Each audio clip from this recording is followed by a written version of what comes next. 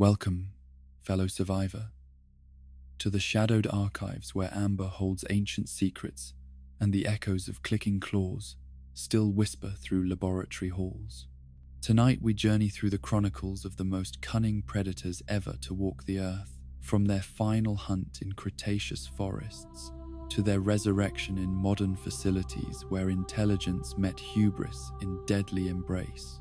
Let the rhythm of prehistoric heartbeats carry you into peaceful slumber as we trace the bloodline of creatures whose memory mankind could never forget and whose return would prove that some extinctions are merely postponements. Close your eyes now and let the hunt begin. In the beginning of endings, when the world was 75 million years young, yet already ancient beyond mortal comprehension,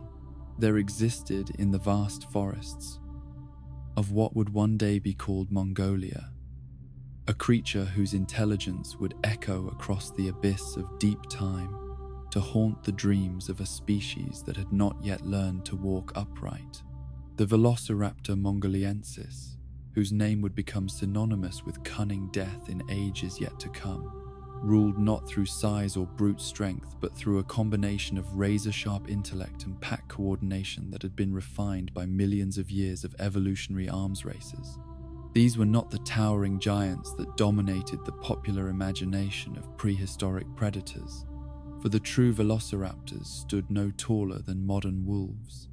their bodies stretching barely 6 feet from snout to tail. Yet what they lacked in individual size, they more than compensated for through collective intelligence that surpassed even the most optimistic estimates that future paleontologists would dare to propose.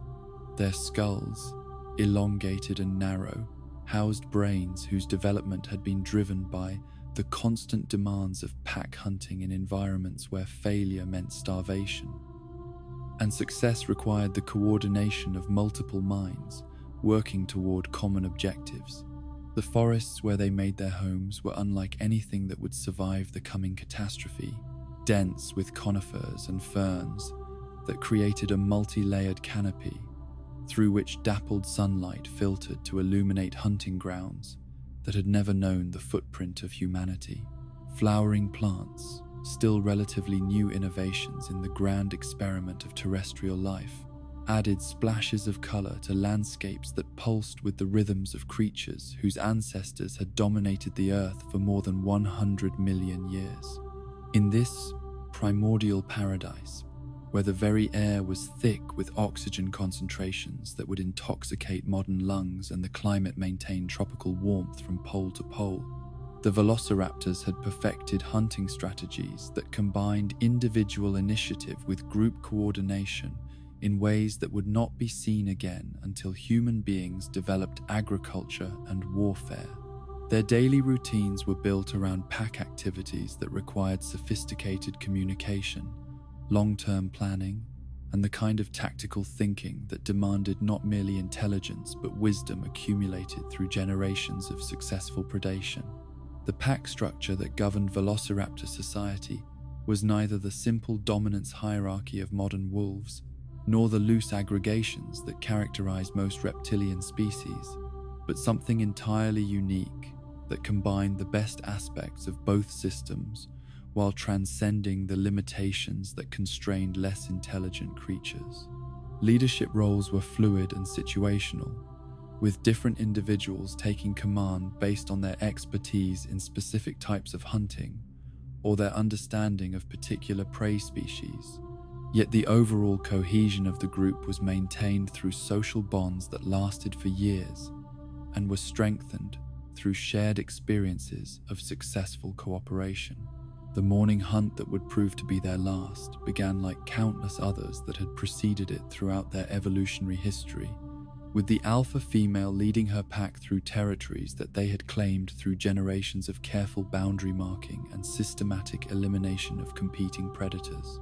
She was a magnificent specimen whose intelligence had been shaped by 15 years of survival in environments where every decision carried the potential for either triumph or catastrophe. Her neural pathways carved by experiences that had taught her to read the subtle signs that indicated prey behavior, weather patterns, and the movements of rival packs. Her lieutenant, a younger male whose scarred hide spoke eloquently of battles survived and lessons learned through painful experience, moved with the fluid grace that characterized all members of their species when they were focused upon the deadly business of hunting. His role within the pack hierarchy had been earned through demonstrated competence in tracking prey across difficult terrain and his ability to coordinate flanking maneuvers that required split-second timing and perfect understanding of his packmates' capabilities. The prey they stalked through the undergrowth that morning was a juvenile Protoceratops, separated from its herd through the kind of momentary inattention that spelled doom for herbivorous creatures whose survival depended upon constant vigilance against predators whose intelligence exceeded their own. The young ceratopsian's desperate flight through the forest was precisely the kind of scenario for which millions of years of evolution had prepared the Velociraptor pack. As their hunting strategy unfolded with the precision of a military operation conducted by generals who had studied their enemies' weaknesses for countless generations, the coordination required for their attack was achieved through vocalizations so subtle that even keen-eared prey species rarely detected them until it was too late to escape. A complex language of clicks, chirps, and low-frequency calls that conveyed tactical information with the efficiency of modern military radio communications. Each member of the pack knew not only their own role in the unfolding hunt, but also the responsibilities and positions of every other participant, creating a web of mutual support and backup planning that ensured success even when individual elements of their strategy encountered unexpected obstacles. The alpha female took the lead position, her approach calculated to drive the fleeing Protoceratops toward terrain where her packmates could execute the pincer movement that would eliminate any possibility of escape. Her movement through the dense vegetation was virtually silent despite her rapid pace, a testament to hunting skills that had been honed through years of pursuing prey, whose survival depended upon detecting the slightest sound or movement that might herald approaching death. Meanwhile, her packmates spread through the forest with the systematic precision of professional soldiers executing a well-rehearsed battle plan, each individual moving toward positions that would maximize their collective effectiveness, while minimizing the risk that their prey might escape through gaps in their formation. Their understanding of forest terrain and prey behavior allowed them to predict with remarkable accuracy which routes the fleeing Protoceratops would choose when faced with various obstacles and escape options. The younger male circled wide to the left, his path taking him through areas of dense undergrowth where his camouflaged hide would render him virtually invisible, until the moment when he would burst forth to cut off his prey's retreat. His movement was guided by mental maps of the territory that had been accumulated through years of hunting in these forests, knowledge that allowed him to navigate efficiently through terrain that would have confused or delayed less experienced predators. The third member of their hunting party, an adolescent female who was still learning the intricacies of pack coordination, followed a more direct route that would bring her into position to provide support for whatever tactical situation developed as their prey reached the killing ground that the pack had selected for the culmination of their hunt. Her role was less complex than those of her more experienced packmates, yet it required the same split-second timing and perfect understanding of group dynamics that characterized all successful Velociraptor hunting operations. As their strategy unfolded with the inevitability of natural forces that had been refined through millions of years of evolutionary pressure, the Protoceratops found itself driven inexorably toward the clearing, where the pack's tactical superiority would prove decisive. The herbivore's desperate attempts to break free from the invisible web that was closing around it were anticipated and countered by predators whose understanding of prey psychology had been purchased through countless generations of prey, successful hunts. The killing strike when it came, was delivered with the clinical efficiency that characterized apex predators whose survival had depended upon minimizing the energy expenditure required to secure food while maximizing the probability of success in each hunting attempt. The alpha female's terrible foot claws, curved like scimitars and honed to razor sharpness through constant use against prey and rival predators, found their target with precision that spoke of reflexes trained by millions of years of evolutionary refinement. Yet, even as their prey fell beneath their coordinated assault, the pack maintained the vigilance that had enabled their species to thrive in environments where larger and more powerful predators competed for the same resources. Their feeding was systematic and hierarchical, with each member consuming their allocated portion according to pack protocols that ensured the survival of the group took precedence over individual satisfaction, while sentries maintained watch for scavengers or rival predators who might attempt to claim their prize. The feast that followed their successful hunt would prove to be their last, though they could not know that high above their heads, invisible against the star-scattered darkness of space, a mountain of stone and metal was hurtling toward their world with the patience of destiny itself. The asteroid that would end their reign had been traveling through the cosmic void for millions of years, its trajectory determined by gravitational forces that had been building since the solar system's formation, carrying within its frozen heart the power to remake the entire planet.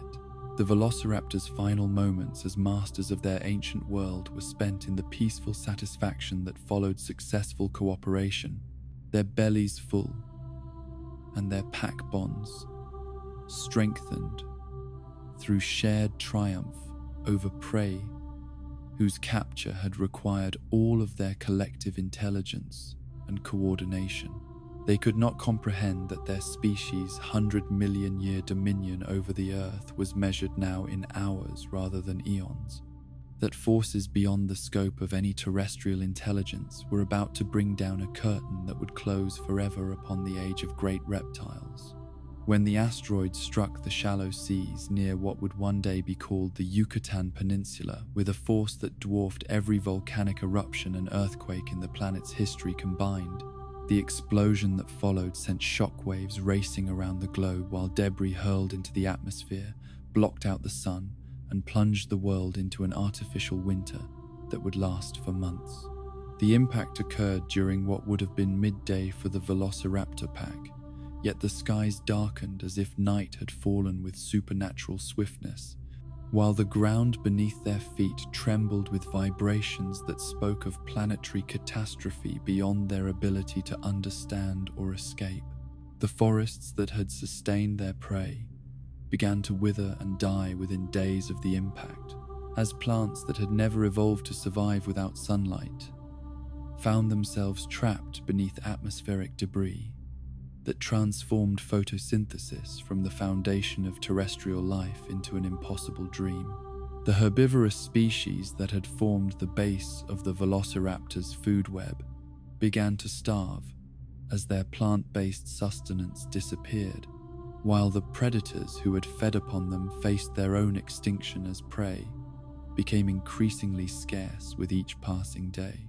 The pack that had ruled their territory through intelligence and coordination found themselves reduced to scavenging among the corpses of creatures who had succumbed to starvation and cold, their sophisticated hunting strategies rendered meaningless in a world where living prey had become too rare to sustain predators whose metabolic requirements had been shaped by millions of years of abundance. The bonds that had held their pack together began to fray under the pressure of desperation that drove individuals to compete for resources that were insufficient to sustain the group. One by one, the members of the pack succumbed to the combination of starvation, cold, and despair that claimed 90% of all species during the months that followed the impact. The alpha female, whose intelligence had made her the most successful hunter of her generation, died with the same dignity that had characterized her life, her final moments spent attempting to share what little food remained with the younger members of her pack, whose survival might have carried their genetic legacy into whatever future awaited the devastated world. The adolescent female, who had been learning pack coordination, was among the last to die. Her youth providing reserves of resilience that enabled her to survive longer than her more experienced packmates. Yet even her determination could not overcome the fundamental reality that the ecosystems which had sustained her species for millions of years had been destroyed beyond any possibility of recovery within her lifetime. As winter stretched into months and then into years, the frozen corpses of the last Velociraptors became buried beneath layers of sediment that would eventually transform into the geological formations that future scientists would study in their attempts to understand what had happened to the magnificent creatures whose fossilized remains suggested intelligence that rivaled or exceeded that of many modern species. Yet death was not universal among the smaller creatures who had learned to hide in burrows and cave systems during the long night that followed the asteroid impact. Tiny mammals, whose metabolic requirements were a fraction of those needed to sustain large reptiles huddled together through the endless winter, sustained by their ability to regulate their own body temperature and their willingness to eat whatever organic matter the devastated world could provide, including the remains of the great reptiles, whose reign they would eventually inherit. Among these humble survivors were creatures whose genetic legacy would eventually give rise to a species capable of looking back across the abyss of deep time and longing to resurrect what had been lost. The small, shrew-like mammals who inherited the Earth from the dinosaurs carried within their genes the potential for developing technologies that would one day make possible the return of creatures whose fossilized bones suggested capabilities that exceeded those of any modern predator. The amber that would one day preserve the genetic heritage of the Velociraptors was forming even as their species breathed its last, as ancient conifers continued to weep resin that captured whatever small creatures became entangled in its sticky embrace. The mosquitoes who had fed upon dinosaur blood during the final days of the Cretaceous found themselves trapped in crystalline tombs that would preserve not only their own tiny forms, but the precious genetic material that filled their Cretaceous bellies, creating time capsules that would wait millions of years for minds sophisticated enough to unlock their secrets. In the deep places of geological memory, where the bones of the last Velociraptors were slowly transformed from organic matter into stone, the record of their intelligence and social coordination was written in fossils that would eventually speak to scientists whose own species had not yet been imagined by the evolutionary forces that shaped life on the changing Earth. The traces they left behind in stone would tell stories of creatures whose capabilities had been far greater than anyone had dared to suppose. Predators whose extinction represented one of the greatest tragedies in the 4-billion-year history of life on Earth. When the morning sun of September 21st, 1985, cast its golden rays across the gleaming laboratories of InGen's Costa Rican facility, Dr. Henry Wu stood before a microscope that would serve as the gateway between extinction and resurrection, between the fossil record and living flesh, between the ancient world that had perished in fire and the modern age that possessed the audacity to believe it could undo the work of geological time itself. His hands, steady despite the magnitude of what he was about to attempt, held a fragment of amber that had waited 90 million years for this moment of revelation. The amber specimen that lay beneath his lens was unremarkable in appearance, a translucent golden droplet, no larger than a marble that had been recovered from deposits in the Dominican Republic by collectors who could never have imagined the genetic treasures that lay hidden within its crystalline matrix. Yet trapped within this ancient resin, preserved in microscopic detail that exceeded the capabilities of any human museum, was the body of a mosquito whose final meal had consisted of Velociraptor blood, drawn from creatures whose intelligence had already begun to reshape the evolutionary landscape of the late Cretaceous period. Wu's extraction of genetic material from amber-preserved specimens represented the culmination of techniques that had been developed through years of painstaking research into the biochemistry of fossilization, as his team learned to identify the cellular structures that remained intact within specimens that had been sealed away from the destructive forces of time and decay. The process required delicacy that surpassed the most intricate surgical procedures, for the DNA they sought to recover existed in fragments so small that a single careless movement could destroy genetic information that had survived longer than any mountain range or ocean basin. The laboratory equipment that surrounded Wu during these crucial moments had been designed specifically for working with genetic material that existed at the very limits of molecular stability, instruments whose precision exceeded anything that previous generations of scientists could have imagined possible. Electron microscopes provided images of cellular structures that had been preserved in amber with detail that revealed organelles and membrane systems that appeared as fresh as if they had been prepared only moments before, while computerized analysis systems could identify and catalog genetic sequences from specimens that contained less DNA than existed in a single modern cell. The breakthrough that would make Velociraptor resurrection possible came not through a single moment of dramatic discovery, but through the accumulated insights of months of careful analysis, as Wu and his team slowly assembled the puzzle of prehistoric genetics from fragments that had been scattered across multiple amber specimens and fossil samples. Each piece of genetic information they recovered provided clues that guided their search for additional sequences, creating a self-reinforcing cycle of discovery that gradually revealed the complete blueprint for creating creatures that had been extinct for 75 million years. The Velociraptor DNA that emerged from Wu's extraction procedures was unlike anything that had ever been analyzed by human scientists, for it contained genetic information that had been shaped by evolutionary pressures that no longer existed on the modern Earth. The sequences that coded for neural development were particularly remarkable, revealing adaptations that had produced brain structures optimized for pack coordination and tactical thinking in ways that exceeded even the most social modern predators.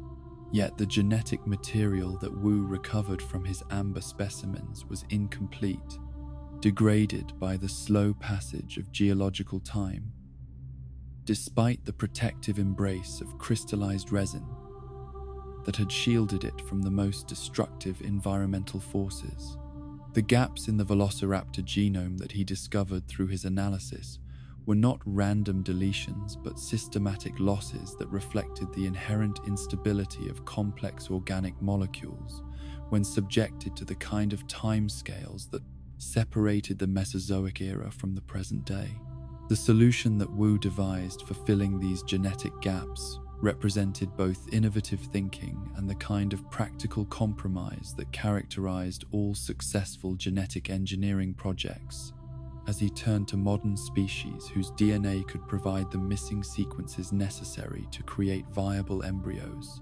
The choice of amphibian genetic material to complete the Velociraptor genome was guided by both scientific logic and practical necessity, for frogs possessed genetic sequences that were sufficiently similar to those of ancient reptiles to be compatible while remaining different enough to provide the biological innovations that had enabled modern species to survive. Environmental changes that had destroyed their prehistoric ancestors, the African reed frog, Hyperoleus viridiflavus, became Wu's primary source for gap-filling genetic material due to its remarkable adaptability and the stability of its genetic sequences under laboratory conditions. Yet the characteristics that made this species so useful for genetic engineering would eventually prove to be the fatal flaw in Wu's otherwise brilliant reconstruction of prehistoric genomes. The frog's ability to change sex in response to environmental pressures was encoded in genetic sequences that seemed irrelevant to the immediate challenges of creating viable Velociraptor embryos. Yet this capability would eventually undermine every control mechanism that InGen would develop to contain their resurrected creatures. The first successful synthesis of complete Velociraptor DNA occurred on October 15, 1985, in a moment that passed without fanfare or celebration, despite representing one of the most significant achievements in the history of biological science. Wu's computer screens displayed the complete genetic sequence of a creature that had dominated the ancient world through intelligence and cooperation. Every gene and chromosome reconstructed from fragments that had survived the greatest mass extinction in the Earth's history. The artificial womb technology that would nurture Wu's first Velociraptor embryos had been developed through extensive research into the reproductive biology of modern reptiles and birds. Yet the system that emerged from his laboratory represented innovations that exceeded anything found in nature. The bioreactors that would serve as surrogate mothers for prehistoric creatures were marvels of bioengineering that could precisely control temperature, humidity, nutrient flow, and hormonal balance in ways that exceeded the capabilities of any natural reproductive system. The first Velociraptor embryo that developed within Wu's artificial wombs began as a cluster of cells indistinguishable from those of any modern reptile. Yet genetic analysis revealed that these rapidly dividing tissues carried within their microscopic structure the complete blueprint for creating a predator whose capabilities would exceed those of any contemporary carnivore. The embryonic development that unfolded within the controlled environment of the laboratory proceeded according to patterns that had not been seen for 75 million years. As ancient genetic programs awakened and began directing the formation of organs and tissues that belonged to creatures from an entirely different geological era, the neural development that occurred during the embryo's growth was monitored with particular care by Wu's team, for their analysis of Velociraptor DNA had revealed that these creatures possessed brain structures that were significantly more complex than those found in modern reptiles or even most mammals. The cerebral cortex that formed during the early stages of development showed patterns of organization that suggested capabilities for learning, memory formation, and social coordination that exceeded anything documented in contemporary predators. The first living Velociraptor to draw breath in the modern world opened its eyes on November 27, 1985, in a moment that marked the crossing of a threshold that separated the age of extinction from the age of resurrection. The infant predator that emerged from Wu's artificial womb was smaller than a modern house cat, yet possessed within its developing nervous system the genetic heritage of creatures whose intelligence had enabled them to dominate their ancient ecosystems through cooperative hunting strategies that would not be equaled again until human beings developed agriculture and warfare. Yet even as Wu celebrated the success of his first cloning attempt, the challenges inherent in raising creatures from an entirely different evolutionary era became immediately apparent. The dietary requirements of infant velociraptors were unlike those of any modern species, demanding nutrients and feeding schedules that had to be developed through trial and error, as the laboratory staff learned to provide care for creatures whose natural parents had been extinct for longer than any existing mountain range. The behavioral patterns that emerged during the raptor's early development provided Wu's team with their first direct evidence of the intelligence that fossil analysis had suggested but could never prove, as the young predator demonstrated problem-solving capabilities and learning speeds that exceeded those of modern reptiles by orders of magnitude. Within weeks of hatching, the creature had learned to recognize individual human caretakers and respond to their voices, while its exploration of its enclosure revealed systematic investigation patterns that suggested both curiosity and analytical thinking. The social isolation that characterized the first successful clone's development was a source of constant concern for Wu and his colleagues, who understood that pack-hunting species required interaction with their own kind to develop normal behavioral patterns. The solitary raptor's attempts to engage with human caretakers as if they were packmates provided touching evidence of the creature's social needs, while also demonstrating the fundamental incompatibility between human and Velociraptor psychology that would eventually prove catastrophic. The decision to attempt breeding additional Velociraptors to provide social companions for their first successful clone was motivated by both scientific curiosity and genuine concern for the welfare of a creature whose isolation was clearly causing psychological distress. The second cloning attempt, initiated in January of 1986, benefited from lessons learned during the first successful resurrection, yet it also revealed new challenges that had not been apparent when dealing with a single individual. The establishment of the lysine contingency during this period represented Wu's attempt to develop biological controls that would prevent resurrected creatures from surviving in wild environments should they ever escape from controlled conditions. The genetic modification that made the Velociraptors dependent upon dietary supplements for the production of essential amino acids was designed to ensure that any creature that left InGen facilities would gradually weaken and die from pulmonary nutritional deficiencies before it could establish itself in natural ecosystems or pose threats to native species. Yet the implementation of the lysine contingency also demonstrated the persistent human tendency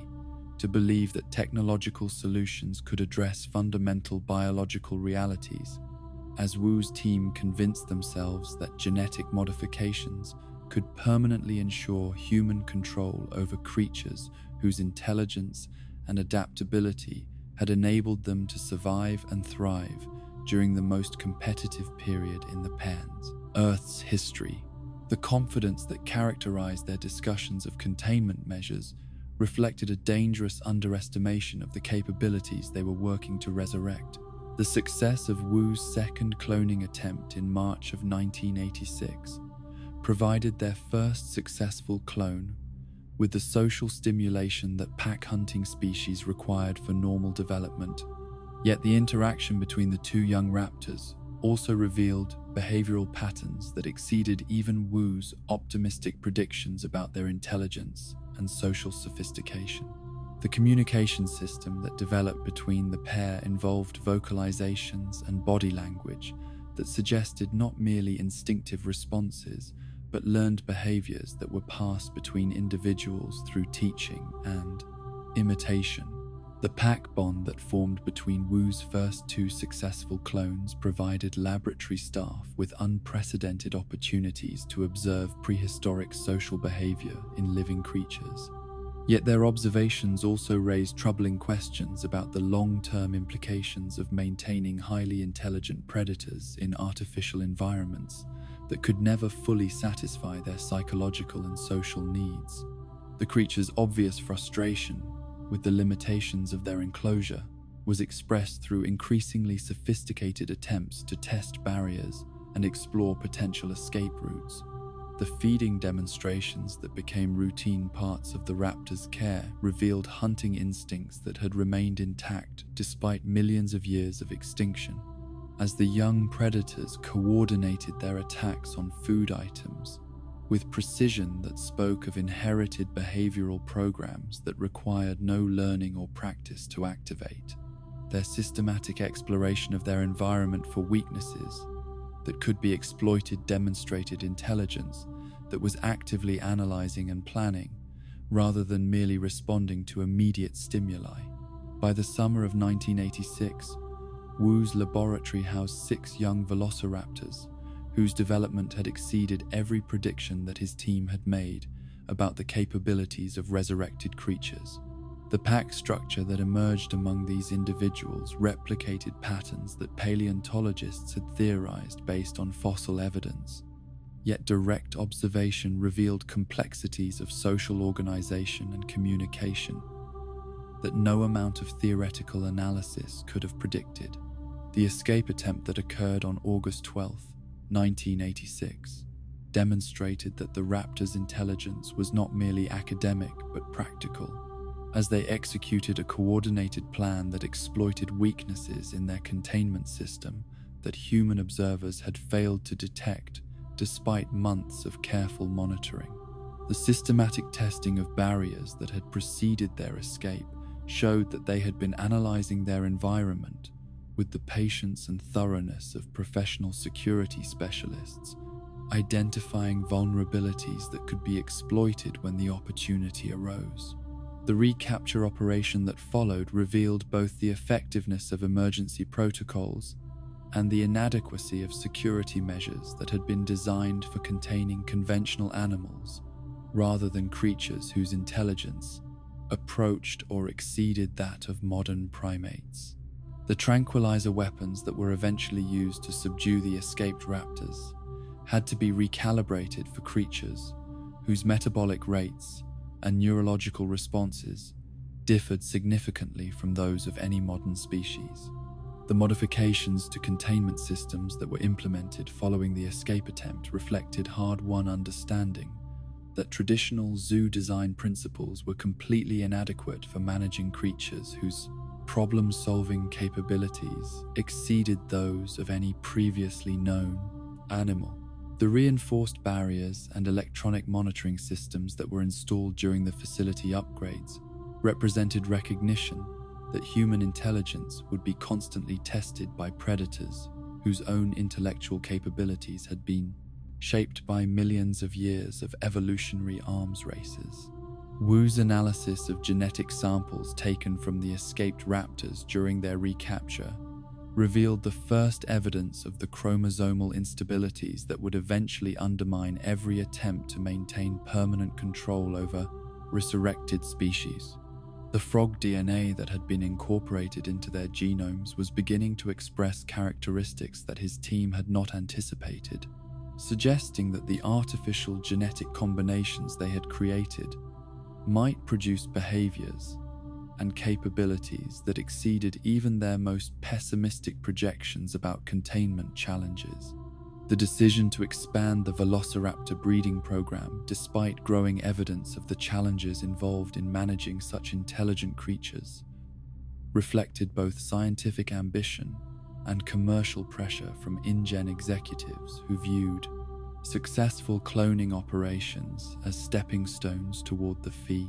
theme park attractions that would eventually justify the enormous investments that had been made in genetic resurrection technology. The laboratory successes that Wu's team achieved during 1986 provided proof of concept for projects whose scope would eventually dwarf anything that had been previously attempted. The transfer of breeding operations to Isla in late 1986 marked the beginning of the next phase in Velociraptor resurrection,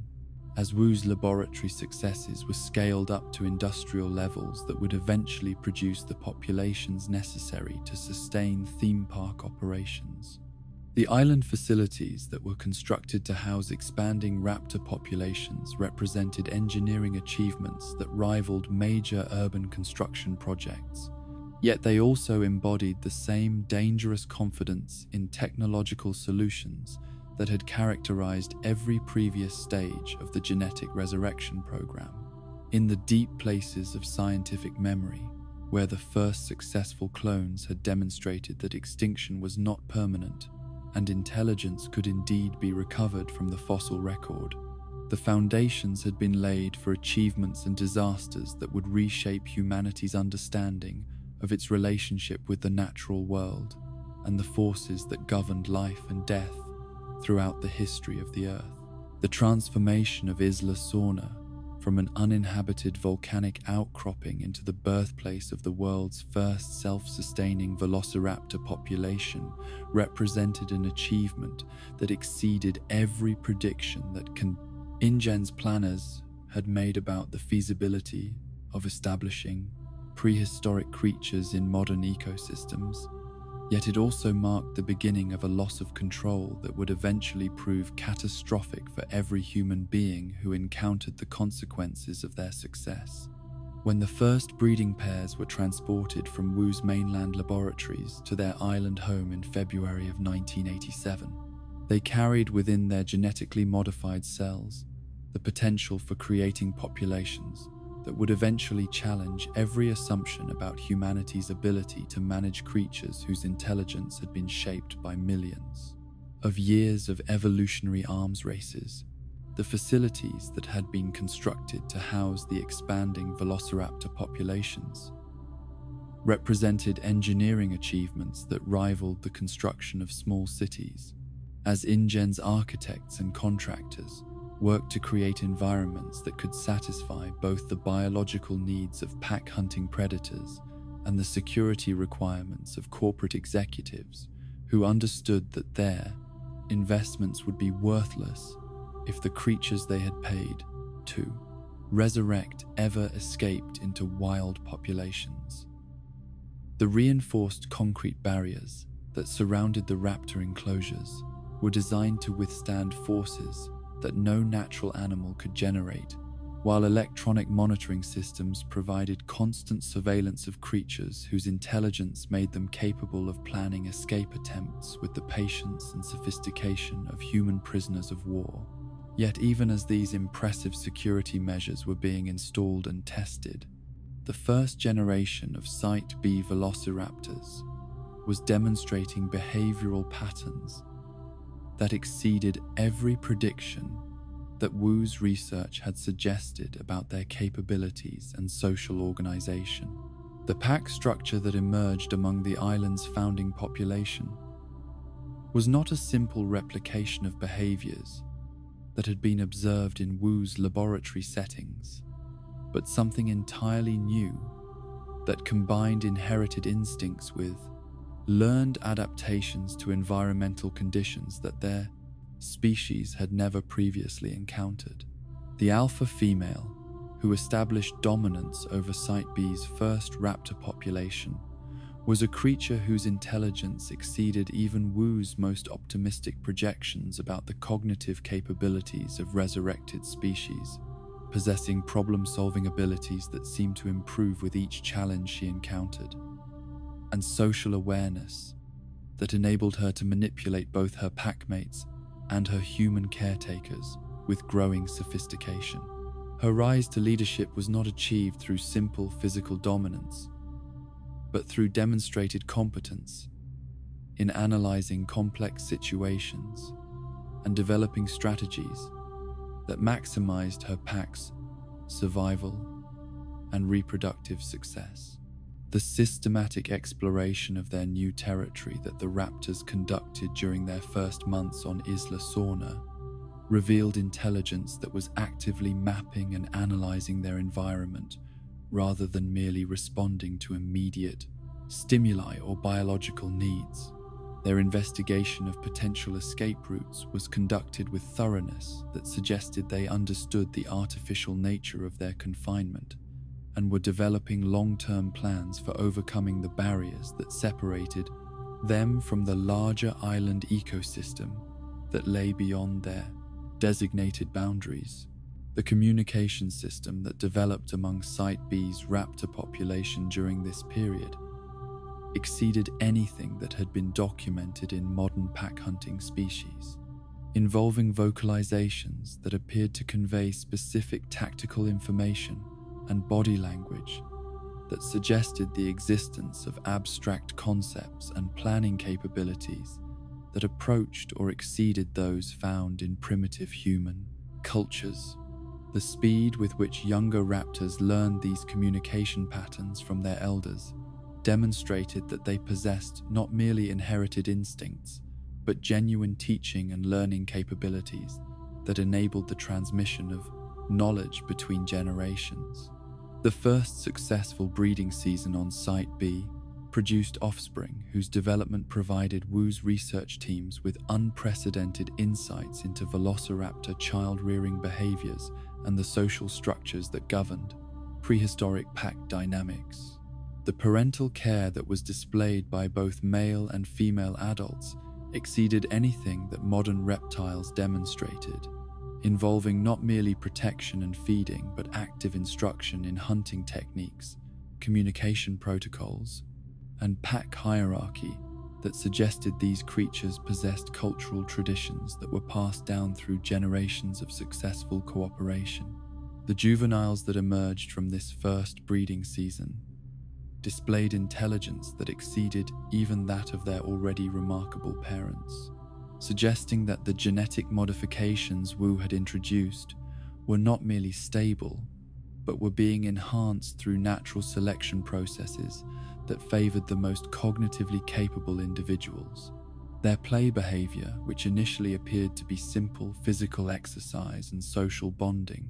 was eventually recognized as sophisticated training in the tactical skills that would be necessary for successful pack hunting in environments that presented novel challenges and opportunities. The escape attempts that began during the summer of 1987 demonstrated that the raptors' intelligence was not merely academic but practical, as they executed increasingly sophisticated plans that exploited weaknesses in security systems that had been designed by engineers who failed to fully appreciate the problem-solving capabilities of the creatures they were trying to contain. Each failed escape provided the raptors with additional information about the nature and limitations of their confinement, knowledge that they systematically incorporated into increasingly effective strategies for overcoming human-designed barriers. The most significant of these early escape attempts occurred on August 23, 1987, when the alpha female led her entire pack in a coordinated assault on their enclosure's security systems that demonstrated tactical planning capabilities that exceeded those documented in many human military operations. The attack was not a desperate or random attempt at freedom, but a carefully orchestrated operation that exploited multiple vulnerabilities simultaneously while providing backup plans and contingency strategies that ensured the survival of pack members, even if the primary objective could not be achieved. The recapture operation that followed this escape revealed both the effectiveness of InGen's emergency protocols and the fundamental inadequacy of security measures that had been designed for conventional animals rather than creatures, whose intelligence enabled them to learn from experience and adapt their strategies based on human responses to their previous attempts. The tranquilizer weapons that were eventually used to subdue the escaped raptors had to be deployed by helicopter crews who maintained safe distances from creatures whose jumping and climbing abilities exceeded those of any modern predator. Dr. Robert Muldoon, the professional hunter who was recruited to serve as Site B's head of security following this escape incident, brought to his position decades of experience tracking and capturing the most dangerous animals on Earth. Yet his initial assessment of the Velociraptor population revealed that his expertise had not prepared him for dealing with creatures whose capabilities transcended every category of dangerous wildlife with which he was familiar. His recommendation that the entire breeding program be terminated immediately was ignored by corporate executives who viewed such concerns as obstacles to be overcome through superior technology rather than warnings to be heeded through prudent caution. The modifications to Site B's security systems that were implemented following Muldoon's assessment represented recognition that containing velociraptors would require measures that exceeded anything previously attempted in the PAFN management of dangerous wildlife. Yet, the installation of additional barriers and monitoring equipment also demonstrated the persistent corporate belief that technological solutions could permanently address challenges created by creatures whose intelligence enabled them to analyze and overcome any static defense system given sufficient time and motivation. The behavioral studies that were conducted during this period revealed that the raptors were not merely testing their physical boundaries, but were systematically analyzing the psychological and behavioral patterns of their human caretakers,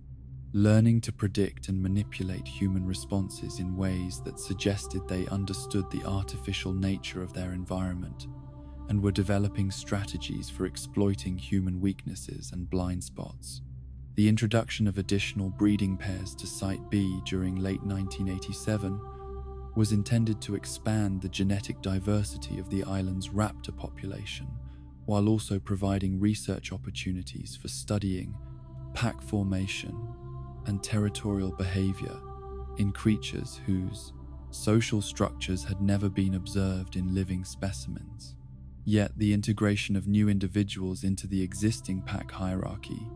also created opportunities for the raptors to demonstrate social and political sophistication that exceeded anything documented in modern predators. The alpha female's management of the territorial negotiations that followed the arrival of new pack members revealed intelligence that was not merely tactical, but strategic, as she orchestrated complex social arrangements that maximized resource utilization and reproductive success, while minimizing conflicts that might have weakened the overall effectiveness of her expanded pack. Her ability to predict and counter the behavioral patterns of rival females demonstrated psychological insight that approached or exceeded that found in human social interactions. The pack structure that eventually stabilized on Site B bore little resemblance to the simple dominance hierarchies that characterized modern wolf packs or the loose aggregations found among most reptilian species, but represented something entirely unprecedented that combined the best aspects of both systems while transcending the limitations that constrained less intelligent creatures. Leadership roles were distributed based on competence in specific areas of expertise, yet the overall cohesion of the group was maintained through social bonds that were strengthened through shared success in increasingly complex cooperative endeavors. The hunting behaviors that the raptors developed during their establishment of territories throughout Isla demonstrated that their intelligence was not limited to problem-solving within artificial environments, but could be applied to challenges that more closely resembled those their ancestors had faced during the Cretaceous period. Their systematic exploitation of the island's native wildlife populations revealed hunting strategies that combined inherited instincts with learned adaptations to prey species that had never coexisted with prehistoric predators. The impact that the raptor population had on Isla native ecosystems was carefully monitored by InGen's environmental specialists, who documented changes in wildlife behavior and population dynamics that reflected the introduction of apex predators, whose capabilities exceeded those of any contemporary carnivore. The fear responses that were displayed by birds and mammals that encountered the raptors suggested that modern species possessed genetic memories of prehistoric predation that had survived 65 million years of evolutionary development. The first successful reproduction in the wild occurred during the spring of 1988, when pairs that had established territories beyond the immediate vicinity of InGen facilities produced offspring whose development would be influenced more by natural selection pressures than by human intervention.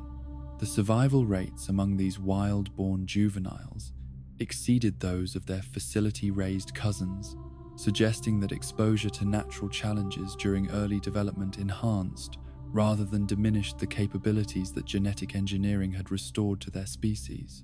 The emergence of what researchers began calling the Big One during this period marked the appearance of an individual whose intelligence and leadership capabilities exceeded even those of the remarkable alpha female who had initially dominated Site B's raptor population. This exceptional individual, whose cognitive abilities seemed to represent the upper limits of what genetic restoration could achieve, began to challenge existing pack hierarchies and territorial arrangements in ways that suggested she possessed not merely superior intelligence, but genuine charisma and political sophistication. The Big One's systematic recruitment of followers from multiple existing packs demonstrated strategic thinking that operated on timescales and spatial scales that exceeded anything previously documented in prehistoric predators, as she orchestrated complex social manipulations that gradually shifted the balance of power throughout Isla Sorna's raptor populations. Her ability to coordinate activities among individuals who had never previously cooperated revealed communication capabilities that approached the level of abstract language rather than simple instinctive signaling. The territorial conflicts that erupted during the Big One's rise to dominance provided researchers with unprecedented opportunities to observe Velociraptor warfare, as competing packs engaged in conflicts that combined individual combat skills with group tactics that exceeded the sophistication of battles fought by many human armies. The strategic use of terrain, coordinated flanking maneuvers, and psychological warfare techniques that were employed during these confrontations revealed intelligence that had been shaped by millions of years of evolutionary arms races between predator and prey. The resolution of these territorial disputes through the Big One's establishment of a unified command structure that encompassed all of Isla Sorna's raptor populations represented an achievement in prehistoric political organization that had no parallels in the modern world, as creatures that had been separated by individual pack loyalties were integrated into a larger social structure that maximized their collective effectiveness, while preserving the individual capabilities that made each member valuable to the group. The systematic testing of Site B's security perimeter that began under the Big One's leadership demonstrated that the unified raptor population was no longer content with occasional escape attempts, but was developing comprehensive strategies for overcoming all barriers that separated them from complete freedom. Their coordinated probing of weaknesses in electronic systems, physical barriers, and human security protocols revealed that they understood the integrated nature of their confinement and were preparing solutions that would address all aspects of their containment simultaneously. The modifications to containment protocols that were implemented in response to these escalating security challenges represented acknowledgement that Site B's raptor population had evolved beyond the parameters that existing security measures could address. Yet, the corporate decision to proceed with expansion rather than termination of the breeding program reflected confidence in technological solutions that was beginning to approach dangerous delusion about humanity's ability to control forces they had unleashed but did not understand. The establishment of multiple breeding facilities across Isla Sorna during 1989 was intended to disperse raptor populations and prevent the kind of unified command structure that the Big One had created. Yet the geographic separation of breeding groups also provided the raptors with opportunities to establish territorial networks that encompassed larger areas and more diverse environments than any single facility could contain.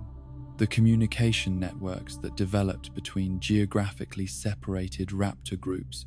revealed that their intelligence was not limited by physical proximity, but could coordinate activities across distances that exceeded anything documented in modern pack hunting species. The vocalizations and behavioral signals that enabled this long-distance coordination suggested that they had developed something approaching a primitive telecommunications system that enabled real-time tactical coordination between groups that might be separated by miles of jungle, terrain. InGen's decision to begin selective harvesting of raptor specimens for transfer to Isla Nublar during this period represented the first systematic attempt to extract individuals from populations that had established their own social structures and territorial arrangements. Yet, the resistance that these harvesting operations encountered revealed that the raptors understood the implications of human interference and were prepared to defend their communities with the same ferocity they had once displayed in hunting prey. The casualties that resulted from these harvesting operations included both human personnel and raptor specimens, yet the tactical sophistication that the raptors displayed in defending their territories exceeded anything that military advisors had prepared InGen security forces to encounter. The coordinated ambushes and strategic retreats that characterized raptor resistance tactics demonstrated that they had learned to exploit human predictability and technological dependence in ways that gave them significant advantages, despite their smaller numbers and inferior firepower. The psychological warfare techniques that the raptors employed during these confrontations included deliberate attempts to terrorize human personnel through displays of intelligence and coordination that exceeded official estimates of their capabilities, suggesting that they understood the role that fear and uncertainty played in human decision-making processes and were deliberately exploiting these psychological weaknesses to achieve tactical advantages. The successful transfer of selected individuals to Isla Nublar was achieved only through the implementation of military-grade security measures that exceeded anything previously required for wildlife management operations. Yet, even these extreme precautions could not prevent the raptors from gathering intelligence about human capabilities and limitations that would eventually be transmitted back to Site B's remaining population through communication, methods that InGen personnel never fully understood or could effectively monitor. In the deep places of biological memory, where intelligence had been shaped by millions of years of evolutionary competition and pack loyalty had been forged through countless generations of cooperative hunting, the foundations had been laid for confrontations that would test whether human technology could permanently contain creatures whose capabilities exceeded every prediction and whose determination to achieve freedom was matched only by their ability to learn from every encounter with the forces that sought to control them. The transfer of 3 juvenile velociraptors from the wild populations of Isla Sorna to the carefully controlled environment of Isla Nublar in May of 1993 represented both the culmination of InGen's breeding program and the beginning of humanity's most direct confrontation with prehistoric intelligence that had been enhanced rather than diminished by its resurrection in modern laboratories. These creatures, selected not for their docility, but for their exceptional cognitive abilities and pack coordination skills, carried within their genetically modified neural structures the accumulated wisdom of millions of years of evolutionary development, combined with adaptations that their species had never possessed during its original reign over the ancient world. The Velociraptor paddock that had been constructed to house these remarkable predators was a masterpiece of security engineering that incorporated lessons learned from every previous escape attempt and containment failure that had occurred. During InGen's years of research and development, the reinforced concrete walls that surrounded their territory were 20 feet high and sunk 8 feet into the bedrock of Isla Nublar, while electrified barriers and motion sensors provided multiple layers of detection and deterrence that had been designed to prevent any repetition of the disasters that had plagued Site B's operations. Yet even as these impressive security measures were being tested and refined,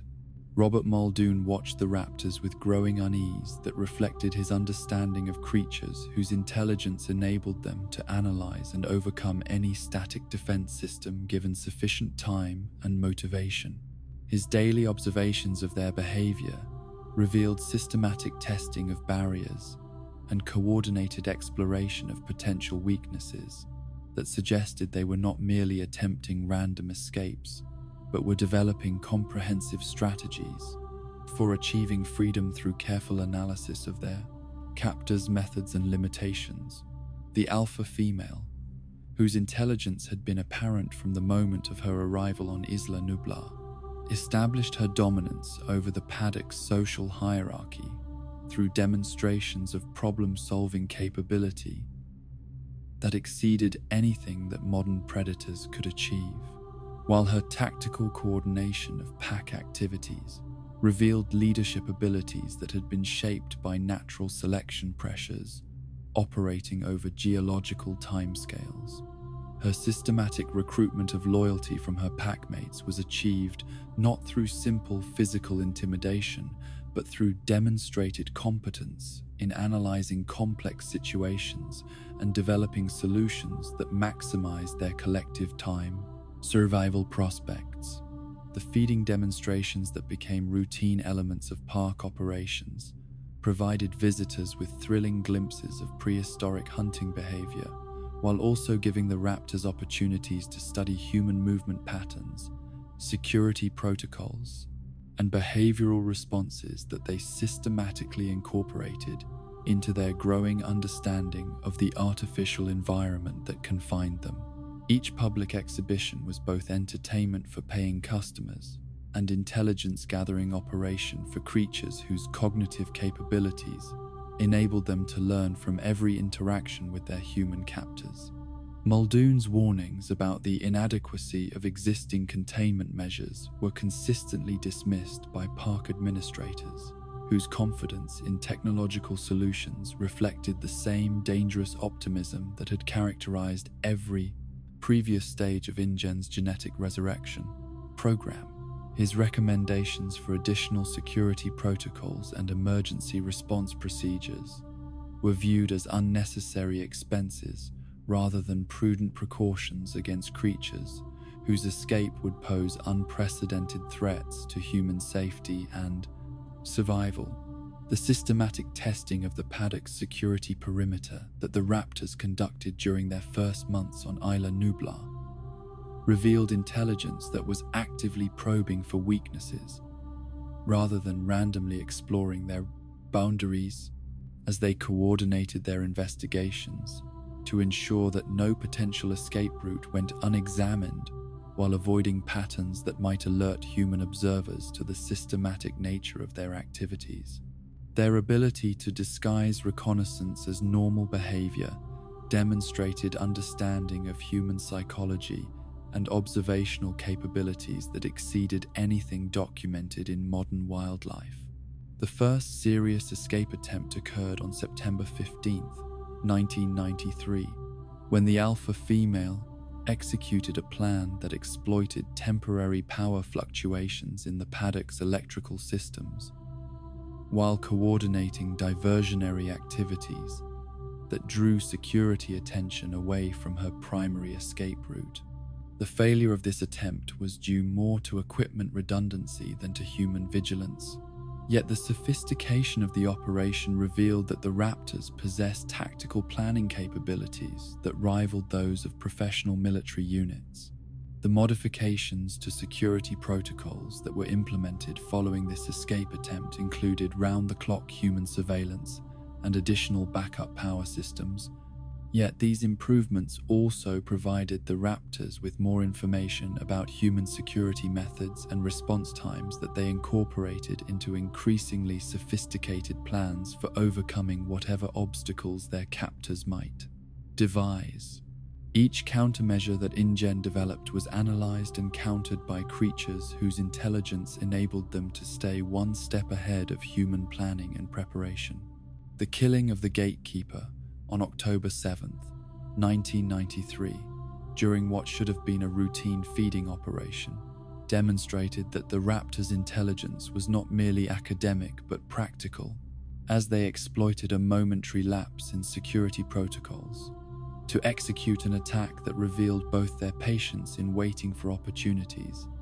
and their ability to coordinate individual actions for maximum tactical effect. The systematic nature of the assault suggested that they had been planning and rehearsing this operation for weeks or possibly months before the right circumstances allowed them to implement their strategy. The lawsuit that followed this tragedy sent shockwaves through InGen's corporate structure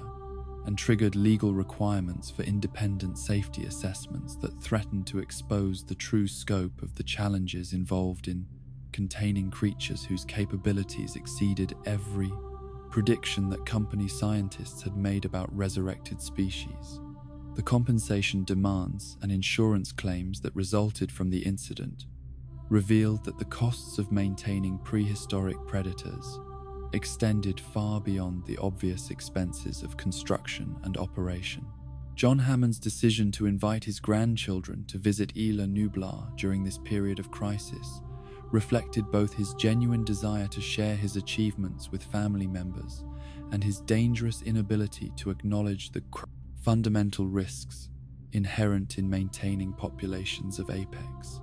predators whose intelligence enabled them to develop escape plans that human security measures could not permanently prevent.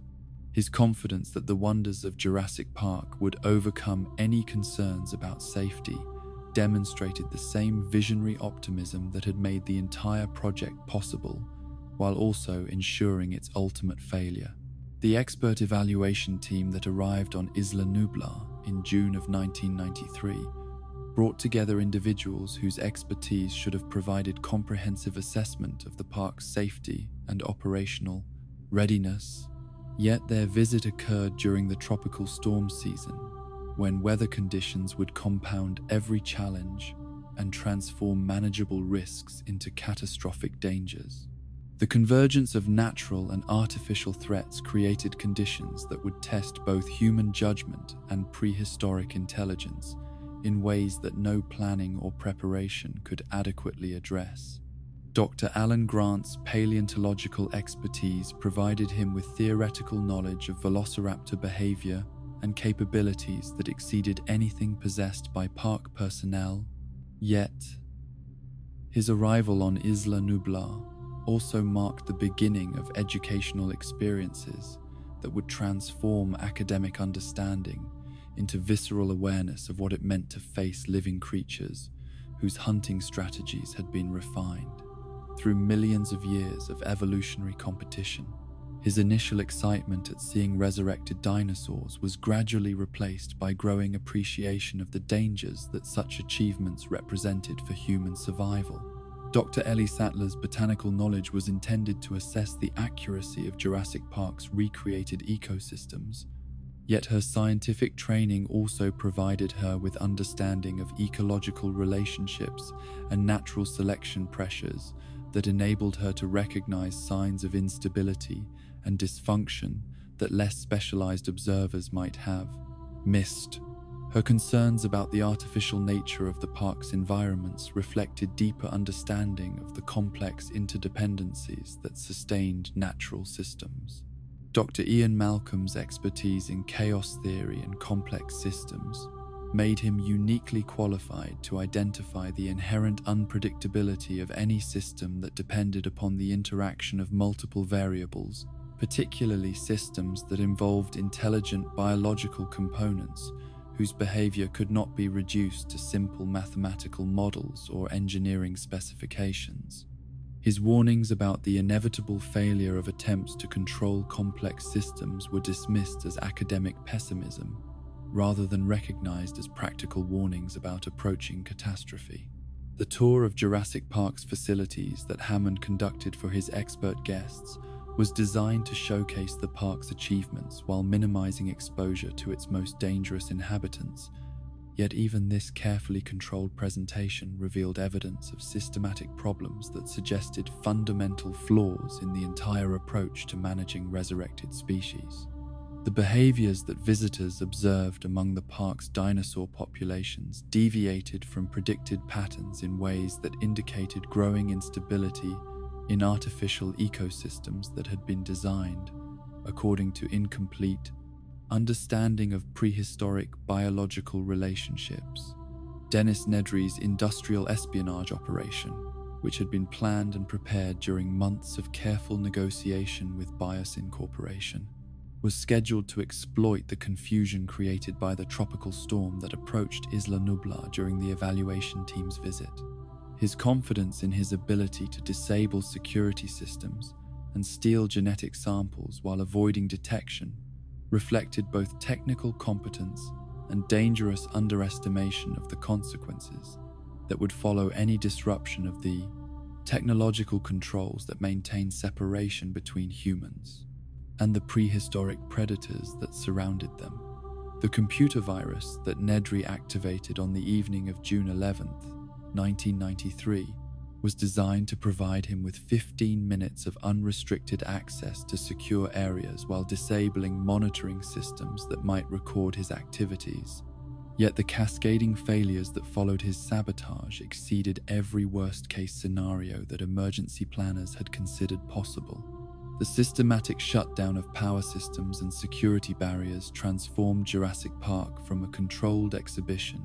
into a prehistoric hunting ground where every advantage belonged to creatures whose capabilities exceeded those of any sixth modern predator. The release of the Tyrannosaurus Rex from her paddock provided an immediate and obvious threat that diverted attention from the more dangerous but less conspicuous escape of the Velociraptors, whose intelligence enabled them to exploit the chaos and confusion that followed the power failure while avoiding direct confrontation with humans until they had established tactical advantages that would ensure their success in any subsequent encounters. Their systematic approach to escape and territory establishment revealed planning capabilities that had been developing during months of careful observation and analysis. The alpha female's leadership during the escape operation demonstrated tactical coordination that exceeded anything documented in modern pack hunting species, as she directed her packmates toward objectives that maximized their collective advantages, while minimizing risks that might have resulted in casualties or recapture. Her understanding of human behavior and technology enabled her to predict and counter the responses that security personnel would attempt once the extent of the containment failure became apparent. The systematic elimination of park personnel that began immediately following the raptor's escape was not random predation but targeted removal of individuals whose expertise or authority posed the greatest threats to their continued freedom, suggesting that they understood the human command structure and were deliberately attacking the leadership and technical capabilities that might be used to organize effective resistance to their liberation.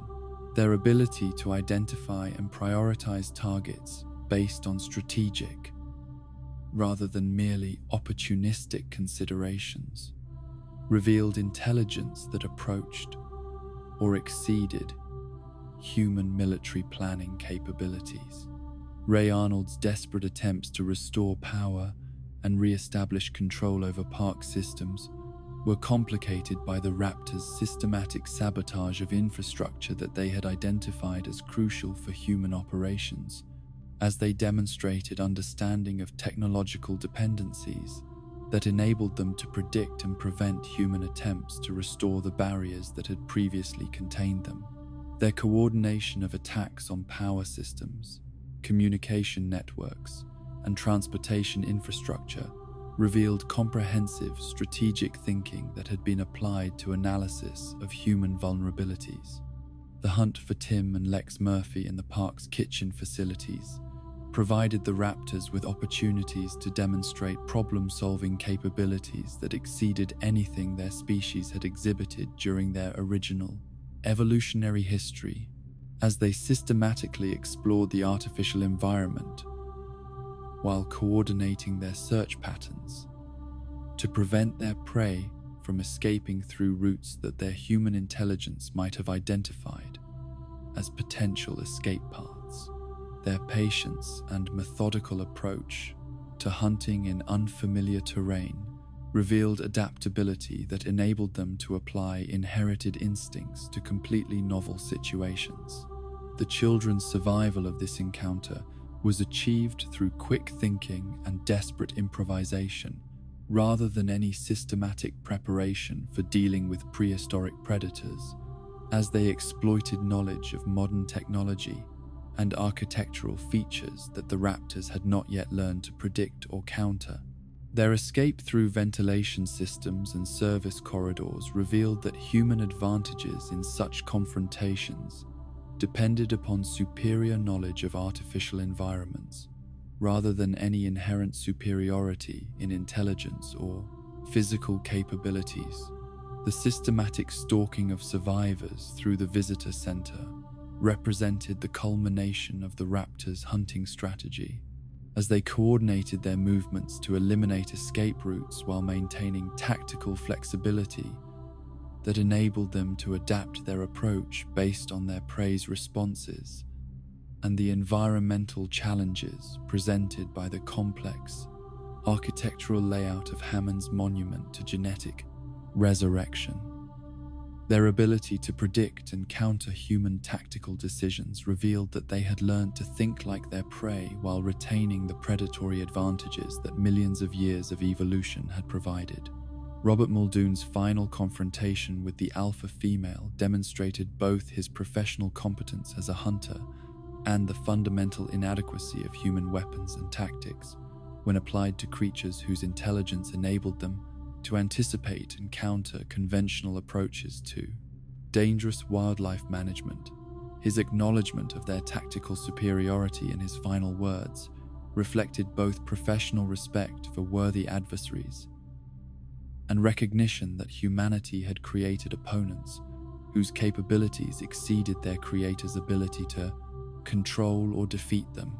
The arrival of Rexy in the visitor center's main hall marked the intersection of territorial conflicts that had been brewing since the power failure began,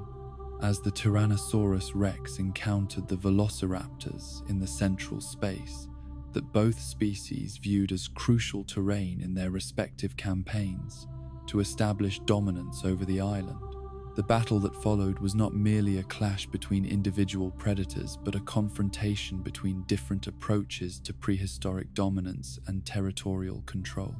The alpha female's tactical decision to engage the Tyrannosaurus directly, while her packmates coordinated flanking attacks, revealed strategic thinking that prioritized pack survival over individual safety. Yet her willingness to accept personal risk for the benefit of her group also demonstrated the kind of leadership qualities that had enabled her species to dominate their ancient ecosystems through cooperative rather than merely competitive advantages. Her sacrifice during this final confrontation provided her surviving packmates with tactical opportunities that might not otherwise have been available. The death of the alpha female at Rexy's jaws represented both the end of the most intelligent individual velociraptor that had ever been created,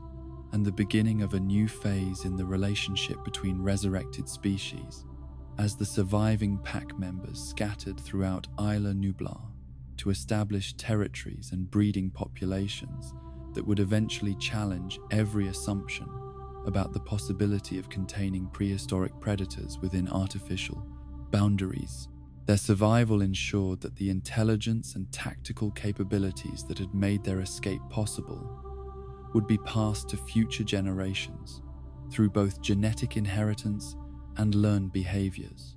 The evacuation of Isla Nublar that followed the complete breakdown of park security systems left behind not merely failed infrastructure and abandoned equipment, but living populations of prehistoric predators whose intelligence enabled them to thrive in environments that their original species had never encountered. The velociraptors that remained on the island after human departure faced challenges that would test their adaptability and problem-solving capabilities, while providing them with opportunities to develop behaviors and social structures that exceeded anything their ancestors had achieved. The helicopter that carried the survivors away from Hammond's failed paradise rose above an island where the balance of power had shifted permanently in favor of creatures whose resurrection had been intended to serve human purposes. but whose intelligence had enabled them to achieve independence that exceeded anything their creators had anticipated or planned for. The raptors that watched from concealed positions as their former captors departed carried within their enhanced neural structures the knowledge and capabilities that would enable them to establish dominions that no human authority could challenge or control. In the deep places of predatory memory, where pack loyalty had been strengthened through shared triumph over technological constraints and territorial intelligence had been enhanced through successful analysis of human weaknesses, the foundations had been laid for evolutionary developments that would carry the lessons of Jurassic Park's failure into futures that would reshape the relationship between human civilization and the prehistoric forces that human ambition had chosen to resurrect without developing the wisdom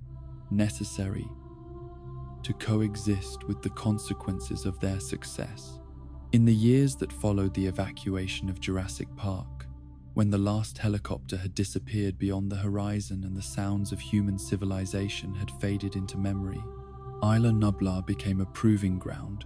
where the intelligence and adaptability of resurrected velociraptors would be tested against challenges that their species had never encountered during their original reign over the ancient world. The surviving pack members, scattered by the chaos of their final confrontation with Rexy, but united by bonds forged through shared triumph over human containment, began the work of transforming Hammond's failed paradise into territories that would showcase prehistoric intelligence, operating according to principles that no modern ecosystem had ever witnessed. The island that had been abandoned by its human creators bore little resemblance to the carefully manicured theme park that Hammond's vision had imposed upon the natural landscape. As tropical vegetation began to reclaim areas that had been cleared for visitor facilities, while mechanical systems gradually failed without the maintenance that had kept them operational during the park's brief existence. Yet this return to wild conditions provided the velociraptors with opportunities to demonstrate the adaptability that had enabled their ancestors to dominate diverse environments during the Mesozoic era, as they learned to exploit both artificial structures and natural resources in ways that maximized their survival prospects. The pack structure that emerged among Nublar's velociraptor population during the first years following human abandonment was unlike anything that had been observed during their captivity or documented among their Site B cousins. As the survivors developed social hierarchies and territorial arrangements that reflected both inherited instincts and learned adaptations to environmental conditions that their species had never previously encountered. Leadership roles were distributed based on competence in specific survival skills rather than simple physical dominance, while cooperation was maintained through shared understanding that individual success depended upon collective effectiveness in securing resources and defending territory. The alpha female who assumed command of the largest pack group was not the most physically imposing individual, but the most successful at developing strategies that enabled her followers to thrive in environments where abandoned human technology provided both opportunities and hazards that required careful analysis and systematic exploitation. Her intelligence, enhanced through genetic modifications that exceeded anything her natural ancestors had possessed, enabled her to understand the artificial nature of many island features, while developing approaches that combined inherited predatory instincts with innovative problem-solving techniques. The systematic exploration of abandoned facilities that the raptors conducted during their first months of freedom revealed their ability to distinguish between useful resources and dangerous obstacles, as they learned to exploit electrical systems and water supplies while avoiding areas where toxic chemicals or unstable structures posed threats to pack safety. Their investigation of human technology was not random scavenging, but purposeful research that enabled them to develop understanding of artificial systems that could be incorporated into their survival strategies. The hunting territories that were established across Isla Nublar reflected both practical considerations about resource availability and strategic thinking about defensive advantages that could be maintained against potential rivals or threats, as each pack claimed areas that provided access to diverse prey species while offering natural barriers and concealment that enhanced their tactical flexibility. The boundaries between these territories were maintained through communication protocols that prevented conflicts while ensuring that resources were distributed efficiently among competing groups.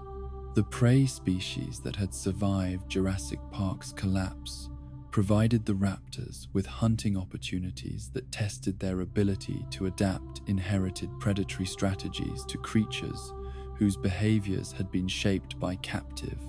breeding rather than natural selection pressures. Yet the intelligence that made them such effective hunters also enabled them to learn from each encounter and refine their techniques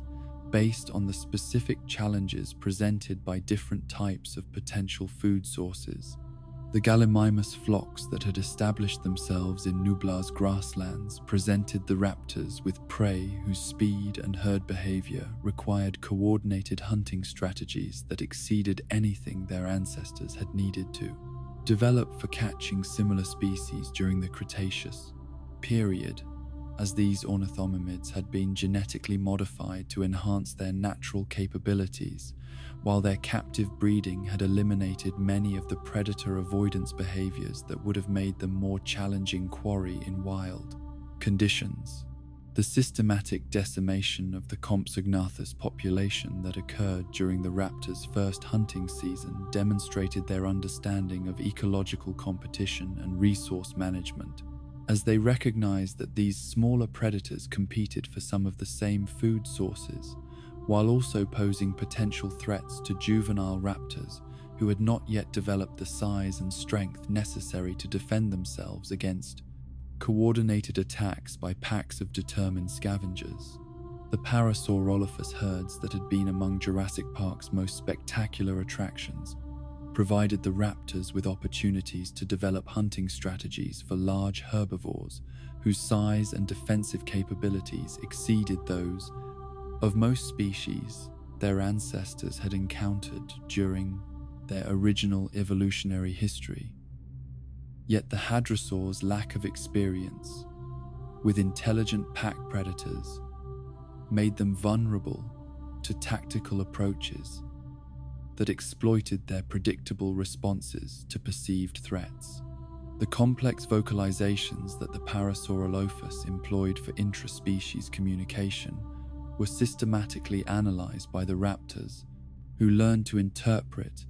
and eventually mimic these calls as part of hunting strategies that used acoustic deception to separate individuals from protective herd structures or drive entire groups toward terrain where coordinated ambushes could be executed with maximum effectiveness and minimum risk to the attacking predators. The Triceratops population presented the most significant challenge that Nublar's raptors faced in establishing their dominance over the island's herbivore communities, as these massive ceratopsians possessed both the size and defensive armament necessary to inflict serious casualties on any predators who attempted direct assaults against healthy adults. Yet, their intelligence and social behavior also made them more adaptable opponents than the raptors had anticipated when they first attempted to establish hunting territories in areas where Triceratops families had claimed grazing rights. The siege tactics that the raptors developed for dealing with Triceratops herds represented innovation that exceeded anything their species had achieved during its original evolutionary history, as they learned to identify vulnerable individuals while coordinating patient harassment campaigns that gradually weakened their targets through stress and exhaustion, rather than attempting to overpower them through direct confrontation that might have resulted in prohibitive casualties among the attacking pack members. The seasonal migrations that began to characterize animal movements across Isla Nublar reflected the establishment of ecological patterns that combined prehistoric behaviors with adaptations to artificial landscapes that contained both natural features and human-built structures. As different species developed routes and timing that maximized their access to resources, while minimizing their exposure to predators whose intelligence enabled them to predict and exploit predictable movement patterns. The raptors' understanding of these migration patterns enabled them to establish ambush sites and hunting schedules that transformed seasonal prey movements into reliable food sources, while their ability to coordinate activities across multiple pack territories ensured that migrating herds faced constant pressure from fresh predators,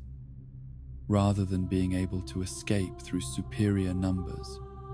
or collective defensive strategies that might have been effective against less organized hunters. The communication networks that developed between different raptor packs across Isla Nublar enabled them to share information about prey movements, territory boundaries, and potential threats in ways that exceeded anything documented among modern pack hunting species, as they established protocols for long-distance coordination that operated through vocalizations and behavioral signals that could convey complex tactical information across miles of dense vegetation without alerting their intended targets to the surveillance and planning that preceded most successful hunts. The tool use that was first documented among Nublar's raptor population during their second year of independence represented cognitive development that exceeded anything their genetic programming had anticipated, as they learned to manipulate objects in their environment to achieve objectives that could not be accomplished through biological capabilities alone, demonstrating problem-solving abilities that approached those found in the most intelligent modern primates, while being applied to challenges that no contemporary species had ever faced. The systematic modification of abandoned park infrastructure that the raptors undertook during this period revealed their understanding of artificial systems and their ability to adapt human technology to serve their own purposes, as they learned to operate water pumps, manipulate electrical switches, and even coordinate the opening of electronically controlled barriers when such actions provided access to resources or territory that would otherwise have remained beyond their reach. The breeding season that occurred during their third year of freedom produced the first generation of Velociraptors, who had been conceived and raised entirely in wild conditions, though the artificial nature of Isla Nublar meant that their environment was unlike anything their species had experienced during its original evolutionary history. These juveniles developed capabilities that exceeded even those of their remarkable parents, suggesting that the genetic modifications Wu had introduced were not merely stable, but were being enhanced through natural selection processes that favored the most cognitively capable individuals. The parental care that was displayed by Nublar's raptor population during this breeding season revealed social behaviors that exceeded anything documented among modern reptiles, as both male and female adults participated in raising offspring through methods that included not merely protection and feeding but active instruction in hunting techniques, communication protocols, and pack hierarchy that suggested these creatures possessed cultural traditions that were passed down through generations of successful cooperation. The play behavior that characterized juvenile raptor development was eventually recognized as sophisticated training in tactical skills that would be necessary for survival in environments where success depended upon coordination with pack members and understanding of prey species, whose behaviors were unlike anything their ancestors had encountered during the Cretaceous period. While their rapid mastery of communication systems and hunting techniques demonstrated learning capabilities that exceeded those of any modern predator, The territorial expansion that began during their 4th year of freedom reflected growing confidence in their ability to dominate island ecosystems, while also revealing their understanding of resource management principles that enabled them to maintain sustainable hunting practices rather than depleting prey populations through overexploitation that might have threatened their long-term survival prospects. The systematic elimination of competing predators that occurred during this expansion demonstrated both their tactical sophistication and their recognition that controlling territory required more than simply claiming hunting grounds, as they developed strategies for identifying and neutralizing threats that might challenge their dominance while avoiding conflicts that might have resulted in casualties that could weaken their pack effectiveness. The encounter with Rexy that marked the climax of their territorial expansion revealed that even their enhanced intelligence had limitations. When confronted with opponents whose size and strength advantages were too great to be overcome through coordination and tactical planning alone, yet their ability to withdraw from confrontation and develop alternative strategies demonstrated strategic thinking that prioritized long-term survival over immediate territorial gains. The coexistence protocols that eventually developed between the raptors and the Tyrannosaurus reflected mutual recognition that direct conflict would be costly for both parties, as they established behavioral patterns that minimized encounters while allowing both apex predator and pack hunters to maintain their respective positions within Nublar's evolving ecosystem without engaging in warfare that might have weakened the island's overall predator population. The ecological balance that emerged on Isla Nublar during the years following human abandonment represented something entirely unprecedented in the history of life on Earth, as resurrected species developed relationships and behavioral patterns that combined prehistoric instincts with adaptations to artificial environments that contained both natural features and technological systems that their ancestors had never encountered. The monitoring systems that continue to operate automatically in some areas of the island provided data that revealed the extent to which the raptor population had not merely survived human departure, but had thrived in ways that exceeded every prediction about their ability to establish sustainable populations in artificial ecosystems. While their behavioral adaptations suggested cognitive flexibility that enabled them to solve problems and exploit opportunities that their original species had never faced. The success of Nublar's wild raptor population in establishing territories, maintaining social structures, and reproducing successfully in environments that combined natural and artificial features demonstrated that genetic resurrection had indeed created creatures whose capabilities exceeded those of their ancestors.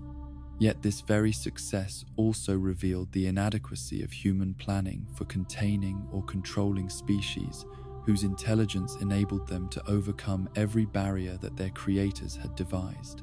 In the deep places of territorial memory, where pack bonds had been strengthened through shared success in establishing dominance over artificial ecosystems, and intelligence had been enhanced through practical application to challenges that no natural environment had ever presented, the foundations had been laid for developments that would eventually challenge every assumption about the possibility of limiting resurrected species to controlled environments or preventing their spread into ecosystems that had evolved without any consideration of their potential presence. In the dawn of the new millennium, when humanity had convinced itself that the lessons of Jurassic Park's catastrophic failure had been learned and incorporated into safer approaches to genetic resurrection, the corporate ambition that had driven John Hammond's original vision found new expression through Simon Masrani's determination to succeed where his predecessor had failed so spectacularly. The Integrated Behavioral Raptor Intelligence Study, known by the deceptively simple acronym Ibris, represented the most ambitious attempt ever undertaken to establish cooperative relationships between human intelligence and prehistoric predators, whose cognitive capabilities had been enhanced through genetic modifications that exceeded anything their natural ancestors had possessed during their original evolutionary history. Owen Grady's recruitment to lead this unprecedented program reflected both his unique qualifications for working with dangerous animals and the military's growing interest in exploring whether dinosaur intelligence could be harnessed for purposes that extended far beyond entertainment and education into realms that had previously been reserved for human combatants and their technological weapons systems. His background in naval animal training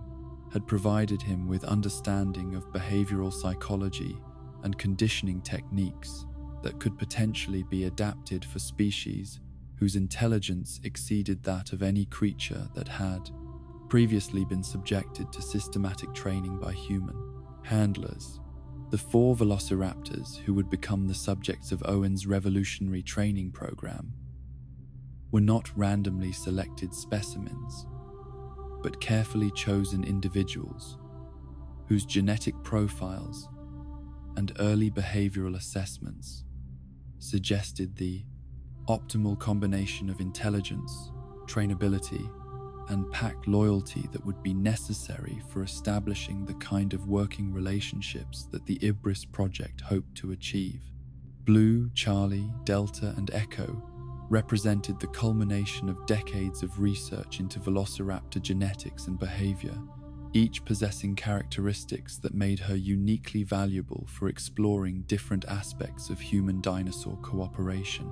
Blue's selection as the pack's alpha female reflected both her superior intelligence and her demonstrated ability to form emotional bonds with human caretakers that transcended the simple stimulus-response relationships that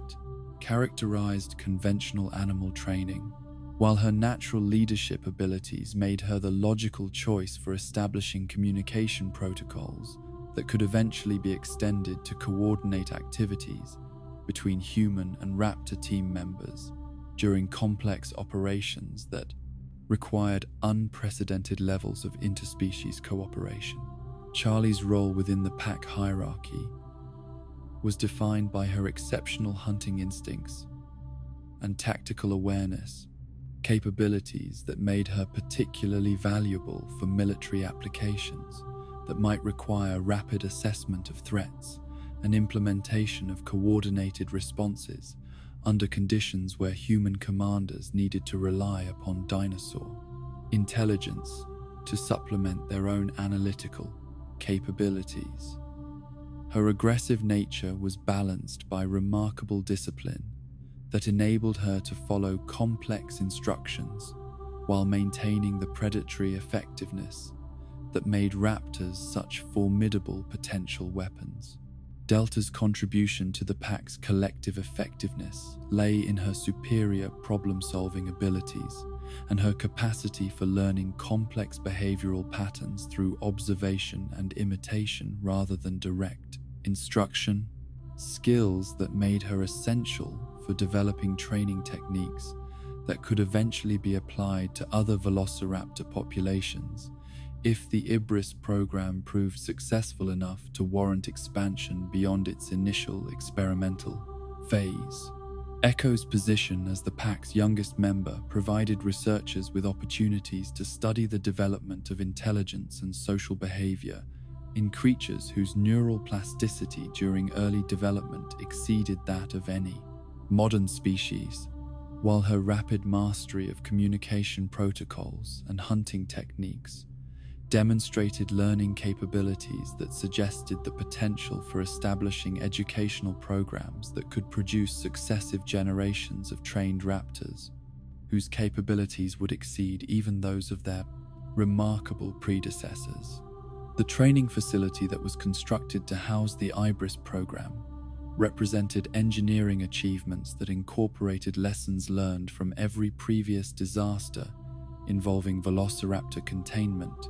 while also providing the flexibility necessary for conducting educational activities that required close cooperation between human trainers and prehistoric predators whose intelligence enabled them to analyze and potentially exploit any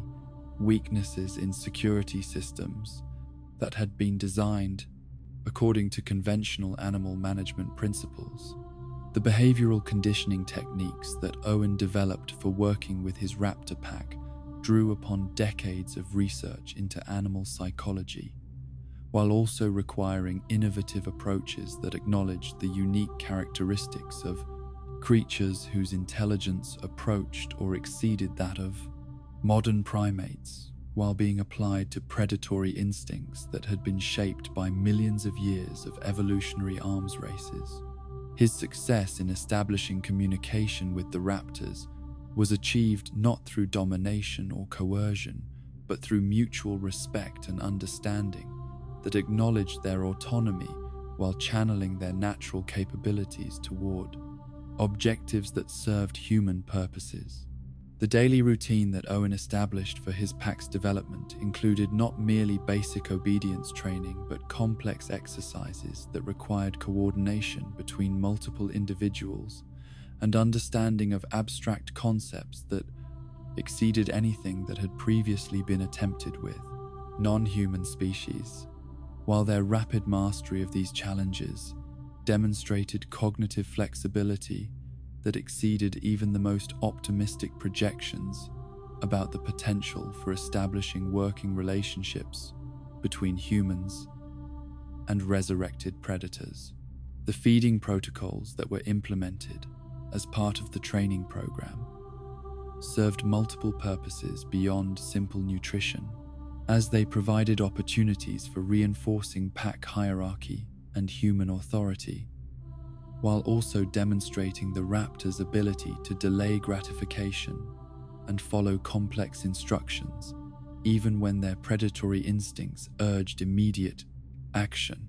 The systematic nature of these feeding exercises revealed that the raptors understood the artificial nature of their environment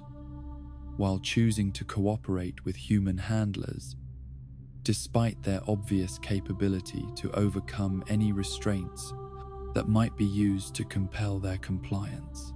The socialization activities that formed a crucial component of the Ibris program provided the raptors with opportunities to interact with human personnel under controlled conditions that gradually expanded their comfort zone, while also giving researchers unprecedented insights into prehistoric social behavior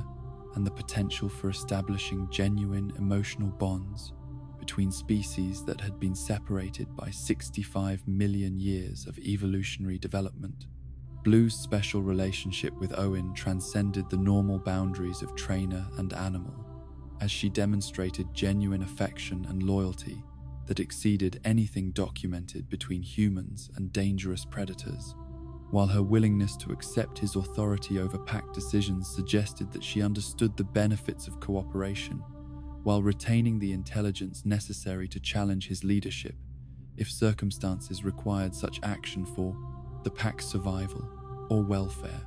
The communication system that developed between Owen and his raptors involved both vocal signals and body language that enabled real-time coordination during complex exercises, while their ability to understand and respond to subtle cues demonstrated learning capabilities that exceeded those of most modern species,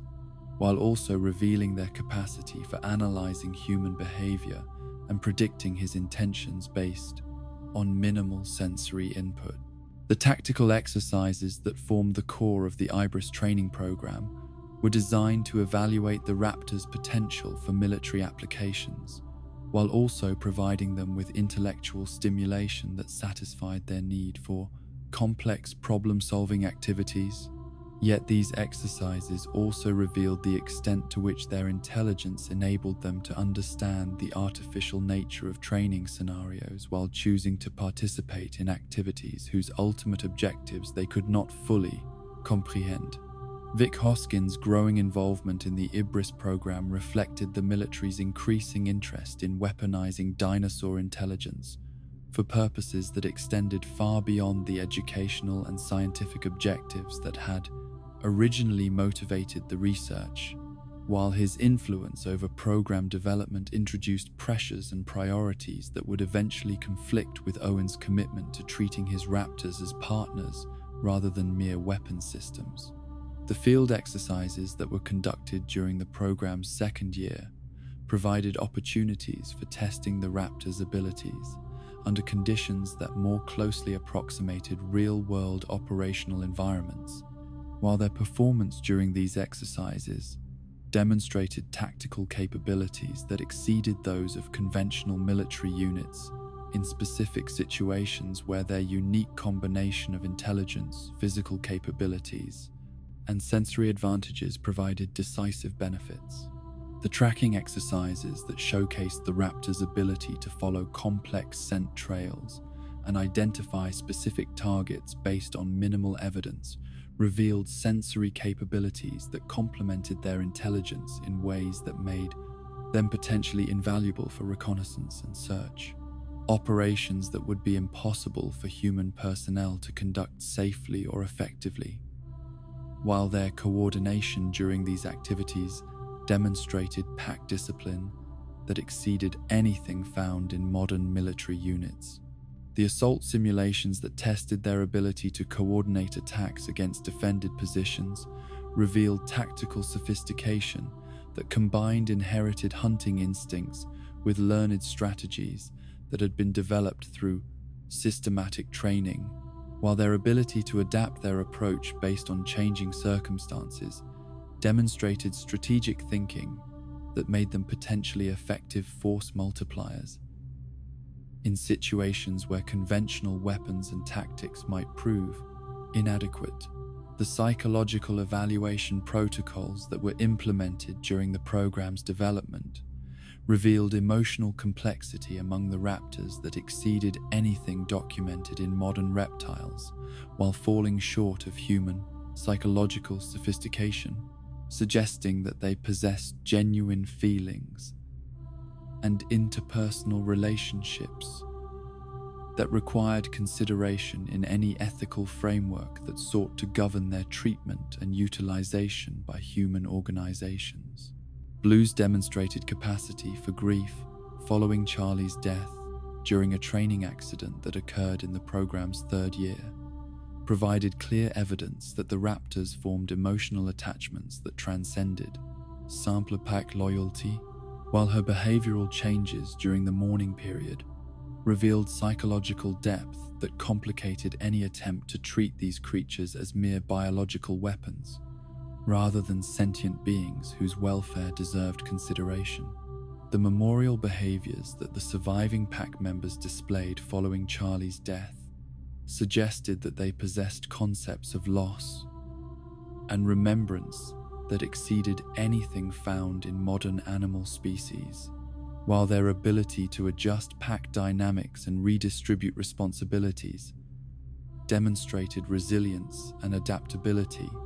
that enabled them to maintain effectiveness despite experiencing emotional trauma that might have permanently damaged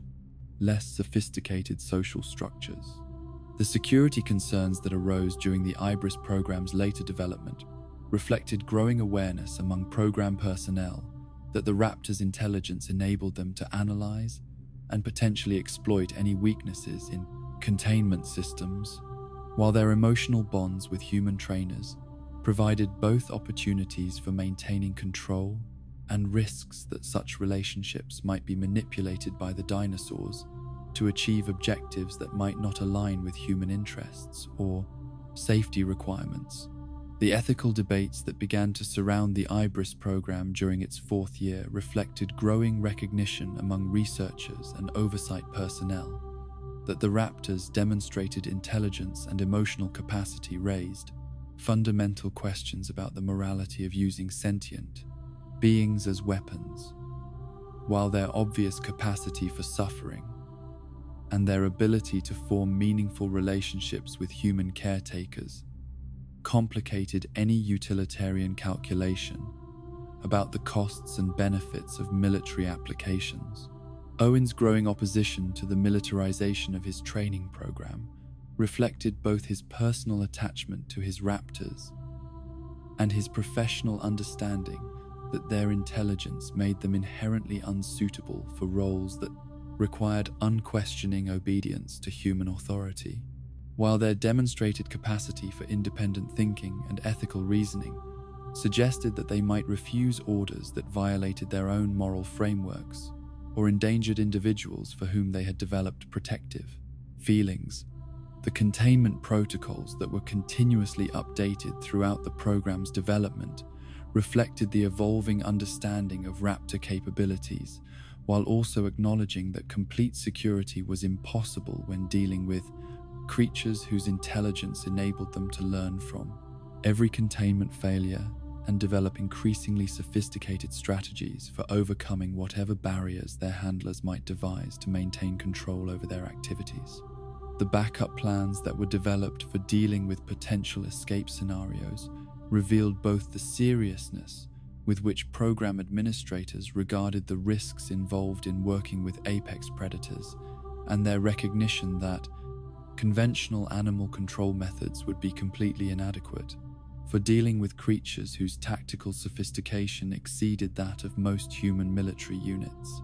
while their coordination capabilities made them exponentially more dangerous when operating as a coordinated team. The success of the Ibris program in establishing genuine cooperation between human trainers and Velociraptor subjects represented both a triumph of behavioral science and a dangerous precedent that demonstrated humanity's ability to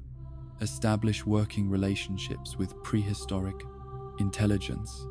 Yet this very success also created pressures for expanded applications that would test whether such relationships could be maintained when the stakes extended beyond training exercises into operational environments where the consequences of failure might prove catastrophic for both species. In the deep places of evolutionary memory, where intelligence had been shaped by millions of years of pack cooperation and individual initiative, had been balanced against collective survival requirements, the foundations had been laid for relationships that transcended the simple categories of predator and prey, master and servant, creator and creation, establishing connections that would be tested when circumstances forced both humans and raptors to choose between competing loyalties and conflicting definitions of survival and success. When the dawn of December 22nd, 2015, cast its crimson light across Isla Nublar's transformed landscape, where Jurassic World had risen from the ashes of Hammond's failed dreams to become humanity's greatest testament to the mastery of genetic resurrection, the 4 Velociraptors of the Ibris program found themselves thrust into circumstances that would test every bond of loyalty and training that Owen Grady had worked years to establish between human intelligence and prehistoric instinct. The Indominus Rex, Dr. Henry Wu's ultimate expression of genetic hubris, had already begun the systematic destruction of carefully maintained illusions about humanity's ability to control forces that operated according to principles older than civilization itself. The emergency mobilization that transformed Owen's raptors from research subjects into potential weapons occurred with military efficiency that reflected months of planning by Vic Hoskins and his colleagues, who had long anticipated the day when controlled circumstances would provide opportunities to test whether prehistoric intelligence could indeed be harnessed for purposes that extended beyond scientific research into realms where life and, quote, death decisions would validate or condemn years of investment in revolutionary approaches to biological warfare. Blue's response to her first combat briefing revealed the complexity of emotions and loyalties that had developed during her years of training with Owen, as she demonstrated clear understanding that the situation they faced was fundamentally different from the exercises that had previously defined her relationship with human authority. While her pack's coordination, during their preparation for deployment showed that they recognized the seriousness of circumstances that would require them to apply their capabilities in ways that might determine not merely their own survival, but the fate of every human being remaining on Isla. Nublar, the helicopter transport that carried the raptor pack toward their encounter with the Indominus Rex, provided Owen with his final opportunity to observe the creatures whose development he had guided from infancy to tactical maturity, while their behavior during the flight revealed nervous energy and anticipatory excitement that suggested they understood the significance of the mission that would test whether years of careful training had indeed created the working relationships that military planners believed could revolutionize approaches to asymmetric warfare and unconventional combat operations. Charlie's vocalizations during the transport flight carried undertones of pack solidarity and mutual support that reinforced the bonds between team members, while also expressing the kind of pre-battle communication that their ancestors had employed during coordinated hunts in ancient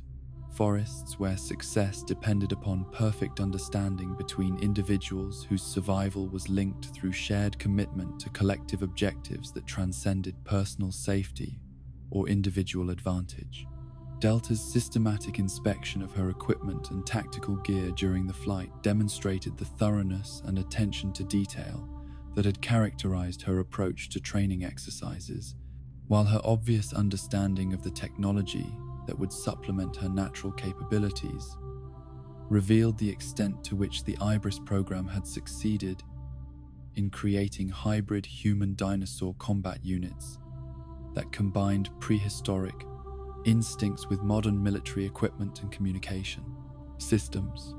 Echo's position within the pack hierarchy had evolved during their years of training to encompass not merely obedience to alpha authority, but active participation in tactical planning and decision-making processes that required her to contribute intelligence, analysis, and strategic thinking to situations where success depended upon the collective capabilities of all team members, rather than simple adherence to predetermined protocols that might prove inadequate when confronted with unprecedented challenges. The landing zone where the raptors were deployed represented both familiar territory that they had explored during training exercises and hostile environment that contained threats whose capabilities exceeded anything they had previously encountered, while their immediate response to deployment conditions revealed tactical awareness and environmental assessment capabilities that enabled them to rapidly adapt their approach to circumstances that had not been anticipated during their approaches. Preparation for this mission. Owen's final instructions to his pack before beginning their hunt for the Indominus Rex carried emotional weight that transcended simple operational commands,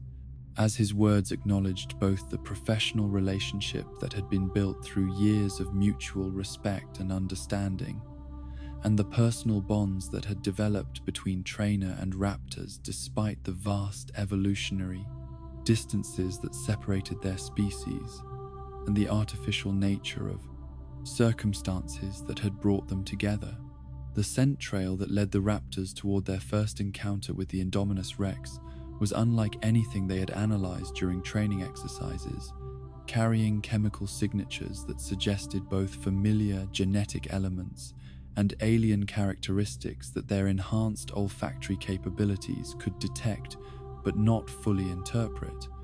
while their behavioral responses to this sensory input revealed growing excitement and uncertainty about the nature of the quarry they had been assigned to track and potentially engage. Blue's leadership during the initial phases of the hunt demonstrated tactical sophistication that exceeded anything she had displayed during training scenarios, as she coordinated her pack's movements while analyzing environmental conditions and potential threats that might complicate their mission, while her obvious confidence in her abilities suggested that she viewed this deployment as an opportunity to demonstrate capabilities that had been developing throughout her years of preparation for real-world applications. The communication protocols that Owen maintained with his raptors through technological systems and behavioral signals became increasingly strained as the hunt progressed, and the distance between human command positions and dinosaur operational areas expanded beyond the ranges that had been tested. During controlled exercises, while the raptors' growing independence in tactical decision-making reflected both their training success and the inherent challenges of maintaining human authority over creatures whose intelligence enabled them to analyze situations and develop responses that might not align with predetermined plans. The first visual contact between the Ibris raptors and the Indominus rex occurred in dense jungle terrain that provided both concealment opportunities and tactical complications that had not been fully anticipated during mission planning, while the hybrid's immediate recognition of the approaching pack suggested intelligence that exceeded human estimates of its cognitive capabilities and social awareness that enabled it to understand the significance of encountering creatures whose genetic heritage included elements that it shared through Wu's complex genetic engineering programs. The moment of recognition that passed between the raptors and the Indominus rex transcended simple predator-to-predator awareness and approached something resembling familial acknowledgement, as the hybrid's vocalizations carried genetic signatures that triggered responses in the raptor's neural systems that had been programmed through millions of years of evolutionary development to recognize kinship bonds and pack relationships that superseded territorial conflicts and hunting competition. Blue's confusion during this initial encounter reflected the conflict between learned loyalty to Owen and genetic programming that identified the Indominus rex as a creature whose DNA contained elements that her enhanced olfactory and auditory systems recognized as belonging to her own species, lineage, while her pack's similar responses demonstrated that Wu's genetic modifications had created connections that exceeded anything human planners had anticipated when they conceived the deployment of raptors against their artificially created cousin. The systematic abandonment of human command authority that followed the raptor's recognition of genetic kinship with the Indominus rex was not mere disobedience or training failure, but represented the assertion of loyalties that operated according to principles more fundamental than any conditioning that human behaviorists could impose upon creatures whose pack instincts had been shaped by evolutionary pressures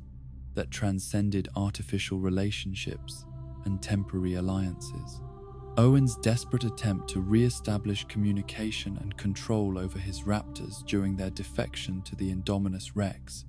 revealed both his genuine affection for creatures he had raised from infancy and his professional understanding that their loss of human loyalty represented not merely tactical failure, but fundamental breakdown of assumptions about the possibility of permanently overriding prehistoric instincts through training programs that acknowledged raptor intelligence while seeking to subordinate it to human objectives. The alliance that formed between the Ibris raptors and the Indominus rex was characterized by coordination and communication that exceeded anything documented between artificially created species, as they established tactical relationships that combined their respective capabilities while compensating for individual limitations through cooperation that drew upon both inherited pack behaviors and learned strategies that had been developed through years of training and environmental adaptation. Charlie's death during the military assault that followed the raptor's defection provided brutal demonstration that human weapons technology could indeed inflict casualties upon prehistoric predators despite their enhanced capabilities. While her pack's response to this loss revealed emotional depth and capacity for grief that complicated any simple categorization of these creatures as biological weapons rather than sentient beings whose welfare deserved consideration independent of their utility for human purposes. The mourning behaviors that Blue displayed following Charlie's death demonstrated psychological complexity that exceeded anything documented in modern reptiles while falling short of human emotional sophistication. Yet her obvious anguish and her pack's supportive response to her grief revealed social bonds that transcended simple cooperative hunting relationships and approached the kind of interpersonal connections that characterized the most advanced social species. The tactical withdrawal that the surviving raptors executed following Charlie's death was coordinated with the Indominus Rex in ways that suggested their alliance had evolved beyond simple genetic recognition into genuine strategic partnership. While their ability to adapt their approach based on human weapons capabilities and defensive positions revealed learning from combat experience that enabled them to improve their effectiveness, despite suffering casualties that might have disrupted less cohesive groups. The systematic hunting of human personnel that began following the raptors' alliance with the Indominus Rex was not random predation, but targeted elimination of individuals whose capabilities or positions made them particularly dangerous to the hybrid alliance. While their ability to coordinate attacks and share intelligence about human defensive positions demonstrated tactical sophistication that exceeded anything anticipated by military planners who had designed deployment scenarios based on incomplete understanding of raptor cognitive capabilities. Owen's personal confrontation with Blue during the chaos that engulfed Jurassic World's Main Street represented both professional failure and emotional trauma as he faced the creature whose development he had guided through years of careful training, while recognizing that their relationship had been superseded by genetic loyalties that he had never fully understood or appreciated during the years when he had believed himself to be her pack leader rather than merely her temporary human companion. The communication between Owen and Blue during this confrontation revealed that their bond had not been entirely severed by her defection to the Indominus Rex, but had been complicated by competing loyalties that placed her in impossible positions where any choice she made would require betraying either genetic heritage or learned affection for the human who had shaped her development from infancy to maturity. The internal conflict that Blue experienced between loyalty to Owen and allegiance to the Indominus Rex was resolved not through rational analysis, but through emotional responses that prioritized relationships built through years of mutual care and respect over genetic connections that had been artificially created through laboratory manipulation of DNA sequences that her ancestors had never shared with any creature that had existed during their original evolutionary history. The moment when Blue turned against the Indominus Rex and chose to support Owen despite the genetic programming that had temporarily overridden her training represented triumph of learned behavior over inherited instinct, while also demonstrating that artificial relationships could indeed transcend biological imperatives when they were built upon genuine mutual respect and understanding, rather than simple domination and control. The coordinated assault that Blue led against the Indominus Rex was supported by Delta and Echo in ways that revealed their pack's ability to rapidly reorganize tactical relationships and redistribute responsibilities based on changing circumstances and evolving threat assessments. While their willingness to risk their lives in combat against a larger and more powerful opponent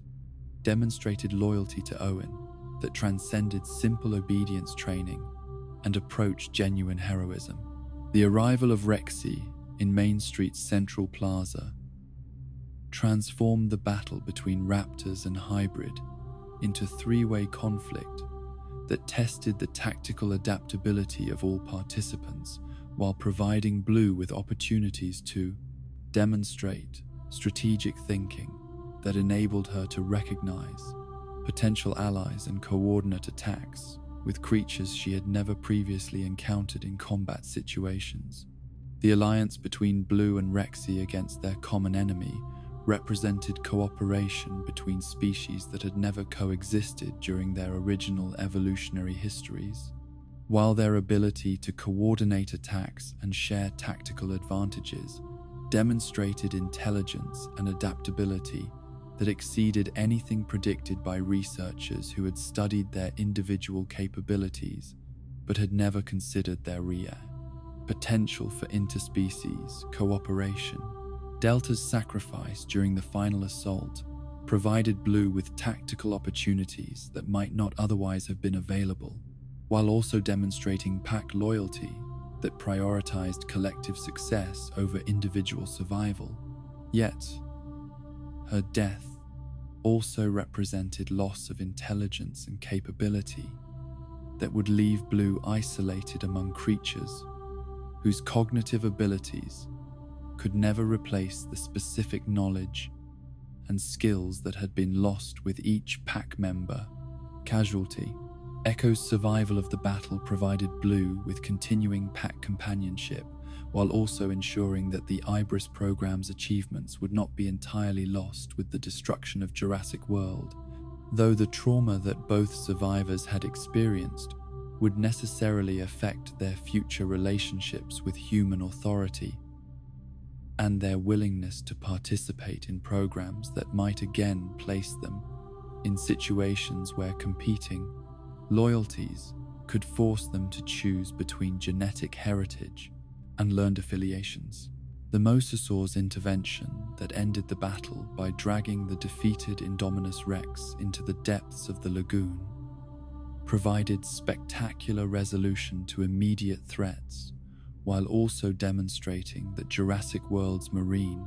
attractions possessed capabilities that could influence terrestrial conflicts in ways that no tactical planning had anticipated or prepared for. While the massive predator's ability to breach its containment and participate in land-based combat revealed security failures that extended beyond simple electrical fence malfunctions. Blue's final interaction with Owen following the battle revealed both her continued affection for the human who had guided her development and her recognition that their relationship had been fundamentally changed by experiences that had tested every assumption about the possibility of maintaining human authority over creatures whose intelligence enabled them to make independent decisions about loyalty, survival, and moral responsibility. Owen's decision to remove Blue's tactical equipment and release her from further military obligation represented both professional acknowledgement that the Ibris program had achieved its objectives and personal recognition that continued captivity would be inappropriate for creatures whose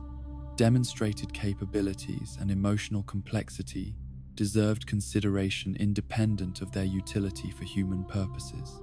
The moment when Blue chose freedom over continued captivity, despite her obvious affection for Owen,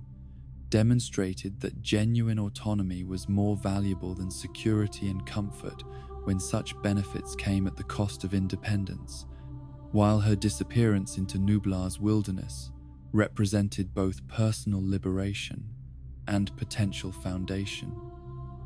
for establishing wild populations that would carry forward the intelligence and capabilities that years of training had developed. The evacuation of Jurassic World that followed the park's catastrophic breakdown proceeded with efficiency that emergency planning had made possible, yet the departure of human personnel also marked the beginning of a new chapter in the relationship between resurrected species and modern ecosystems, as creatures that had been maintained in artificial environments found themselves free to establish territories and social structures according to prehistoric instincts rather than human management protocols. In the deep places of pack memory, where loyalty had been tested through combat and survival had been purchased through sacrifice, where intelligence had proven itself capable of transcending genetic programming, when genuine relationships provided alternatives to biological imperatives, The foundations had been laid for whatever challenges the future might bring to creatures whose capabilities exceeded every prediction and whose independence had been earned through trials that had tested every bond between species, separated by millions of years, yet connected through shared experiences that transcended evolutionary history. In the twilight hours of June 24th, 2018, when the earth beneath Isla Nublar trembled with volcanic forces that had been building for months beneath the island's foundation, Blue found herself alone among the ruins of what had once been humanity's greatest achievement in genetic resurrection, her survival through 3 years of solitary existence, having transformed her from trained military asset into something unprecedented in the history of either natural evolution or artificial creation. The intelligence that Owen Grady had nurtured during her years of Ibris training had been tempered by isolation and hardship into capabilities that exceeded even her remarkable genetic heritage, as she learned to navigate an environment where every decision carried consequences that could not be mitigated through pack support or human intervention. The territory that Blue had claimed in the northern regions of Isla Nublar encompassed diverse habitats that provided both the resources necessary for survival and the tactical advantages that her enhanced intelligence enabled her to recognize and exploit, while her systematic exploration of abandoned facilities and overgrown infrastructure revealed her ability to distinguish between useful salvage and dangerous hazards that might threaten the solitary existence she had crafted from the ruins of corporate ambition and scientific hubris. The hunting strategies that Blue developed during her years alone represented innovations that exceeded anything her species had achieved during their original evolutionary history, as she learned to compensate for the absence of pack coordination through individual tactics that combined inherited predatory instincts with problem-solving capabilities that enabled her to overcome prey species whose defensive adaptations had never been tested against a solitary raptor, whose intelligence approached that of primitive human hunters. The Compsognathus populations that had proliferated across Nublar following Jurassic World's collapse provided Blue with abundant prey that required minimal energy expenditure to capture. Yet, her systematic culling of these smaller predators also reflected strategic thinking about ecological competition and resource management that demonstrated understanding of environmental relationships that extended beyond immediate survival requirements to encompass long-term territorial planning. The seasonal migrations that had developed among Nublar's surviving herbivore populations provided Blue with predictable hunting opportunities that enabled her to establish behavioral patterns and territory maintenance schedules that maximized her effectiveness while minimizing the risks associated with pursuing prey species whose size and defensive capabilities exceeded those that her ancestors had typically targeted during coordinated pack hunts in ancient environments. The abandoned visitor facilities that dotted Blue's territory provided both shelter during severe weather and strategic vantage points that enabled her to monitor animal movements across vast areas without exposing herself to observation by potential threats, while her obvious comfort in navigating artificial structures revealed the extent to which her years of human contact had provided her with knowledge that distinguished her from purely wild raptors who lacked experience with technological systems and architectural features. The communication behaviors that Blue continued to practice despite her isolation suggested that she maintained hope for eventual reunion with packmates or the possibility of encountering other intelligent creatures with whom she might establish social relationships, while her systematic marking of territory boundaries through vocalizations and scent signals demonstrated understanding that effective territorial control required advertising her presence to potential rivals or allies who might enter her, claim domains. The psychological adaptations that enabled Blue to maintain mental health during years of solitary existence revealed emotional resilience that exceeded anything documented in social species who had been subjected to similar isolation, while her continued engagement in play behaviors and exploratory activities demonstrated intellectual curiosity that persisted despite the absence of external stimulation that would normally be provided through pack interactions and environmental challenges. The seismic activity that began to affect Isla Nublar during the spring of 2018 represented natural forces that operated according to timescales and energy levels that exceeded anything Blue's intelligence could fully comprehend. Yet her behavioral responses to increasing volcanic activity revealed instinctive understanding that fundamental changes in her environment were approaching that would require adaptive strategies beyond anything her previous experience had prepared her to handle. The systematic evacuation behaviors that Blue began to display as volcanic pressure continued to build suggested that her enhanced intelligence included predictive capabilities that enabled her to anticipate environmental changes and plan responses that prioritized long-term survival over short-term territorial advantages. While her obvious reluctance to abandon areas that had provided security and resources demonstrated the emotional attachment that intelligent creatures develop toward familiar environments. The arrival of Owen Grady and the rescue expedition that had been organized to capture specimens before volcanic activity destroyed their habitat represented both opportunity for social reconnection and threat to the independence that Blue had fought to maintain during her years of solitary adaptation. While her initial response to human presence revealed the complex mixture of attraction and wariness that characterized her evolved relationship with the species that had created and trained her. The reunion between Blue and Owen in the ruins of the original Jurassic Park Visitor Center provided both individuals with emotional satisfaction that transcended the practical objectives that had motivated the rescue mission, while their interaction revealed that the bond between them had survived years of separation and had been strengthened rather than weakened by experiences that had tested both human determination and raptor adaptability. Yet the capture operation that followed this reunion transformed what should have been a rescue into a betrayal that violated the trust that had been re-established through their peaceful encounter, as tranquilizer weapons and restraining equipment reduced Blue from autonomous individual to valuable specimen whose welfare became subordinate to corporate interests that viewed her as genetic material rather than sentient being deserving of consideration and respect. The wounding that Blue suffered during her capture provided graphic demonstration that human concern for her survival was motivated by her commercial value rather than genuine care for her well-being, while the emergency medical treatment that followed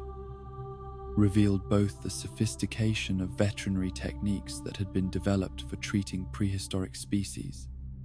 and the fundamental contradiction inherent in saving her life, while simultaneously imprisoning her for purposes that she could neither understand nor influence. The transport that carried Blue from her island home to the corporate facilities of Lockwood Manor represented another chapter in the ongoing exploitation of her intelligence and capabilities for purposes that extended far beyond the conservation objectives that had been used to justify her capture, while her behavioral responses during the journey revealed awareness that she was being separated from familiar territory and taken to environments where her survival would depend upon the intentions of humans whose motives she had learned to question. The laboratory facilities where Blue found herself confined upon arrival at Lockwood Manor represented the culmination of decades of research into dinosaur genetics and behavior, Yet they also embodied the same fundamental disregard for individual autonomy and psychological welfare that had characterized every previous stage of corporate involvement in genetic resurrection, while the surgical procedures that were conducted upon her demonstrated that human medical knowledge could indeed preserve raptor life, while completely ignoring raptor dignity and emotional needs. The blood sampling and genetic analysis that were conducted during Blue's medical treatment served purposes that extended beyond her individual welfare to encompass research projects whose implications she could not comprehend, while the discovery that her enhanced genetics could provide solutions to problems that had previously seemed insurmountable revealed both the commercial value of her unique biological characteristics and the extent to which corporate interests viewed her as renewable resource rather than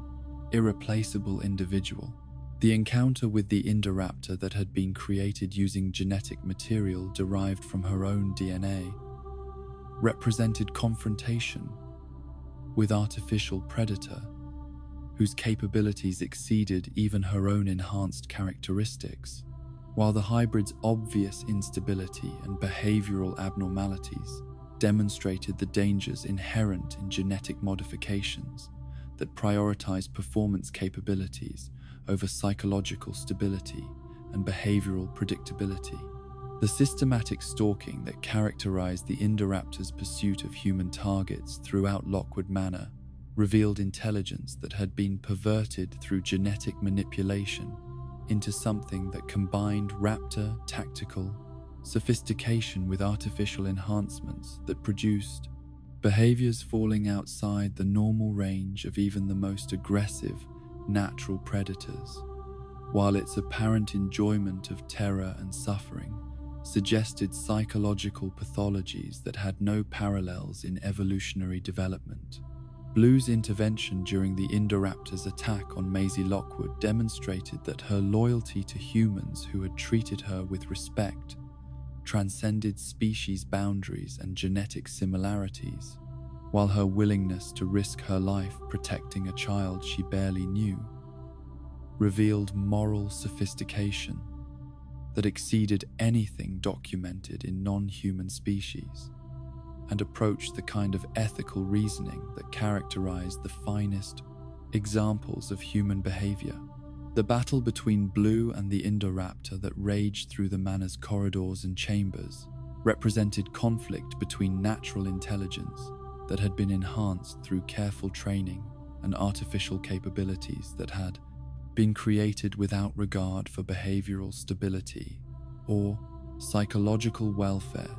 while their respective fighting strategies revealed the extent to which genuine emotional development provided advantages that pure genetic modification could never replicate. The death of the Indoraptor, through its own violent momentum, provided resolution to immediate threats, while also demonstrating that artificial creatures whose development ignored natural behavioral patterns were inherently unstable and self-destructive, while Blue's survival of this encounter revealed that authentic emotional bonds and learned behaviors provided resilience that exceeded anything that could be programmed through genetic manipulation alone. The release of captured dinosaurs that followed the destruction of the Lockwood Manor auction represented both liberation for creatures who had been reduced to commercial commodities and the beginning of unprecedented challenges for ecosystems that had evolved without consideration of prehistoric predators whose capabilities exceeded those of any contemporary species. While Blue's participation in this mass exodus demonstrated her recognition that freedom was preferable to security when such security came at the cost of autonomy and dignity. The entry of resurrected dinosaurs into California's wilderness marked the end of humanity's illusion that genetic resurrection could be permanently contained within controlled environments. While Blue's leadership role during the initial phases of this dispersal revealed her understanding that survival in unfamiliar territory would require both individual adaptability and cooperative relationships with creatures whose capabilities complemented her own enhanced characteristics. The establishment of territories throughout northern California's forests and grasslands proceeded according to patterns that combined prehistoric instincts with adaptations to environmental conditions that had never existed during the original evolutionary history of these species. While Blue's systematic exploration of potential habitat areas demonstrated strategic thinking that prioritized long-term survival over immediate resource acquisition, the encounters with native wildlife that occurred during Blue's exploration of mainland ecosystems revealed both the advantages that her enhanced intelligence provided in competitive situations and the responsibility that such capabilities imposed upon her to avoid disrupting ecological relationships that had developed over millions of years of evolutionary interaction between species that had never coexisted with prehistoric predators. The adaptation strategies that Blue developed for hunting in environments where human presence created both opportunities and hazards required modifications to inherited behavioral patterns that had been shaped by millions of years of evolution in ecosystems that contain no technological threats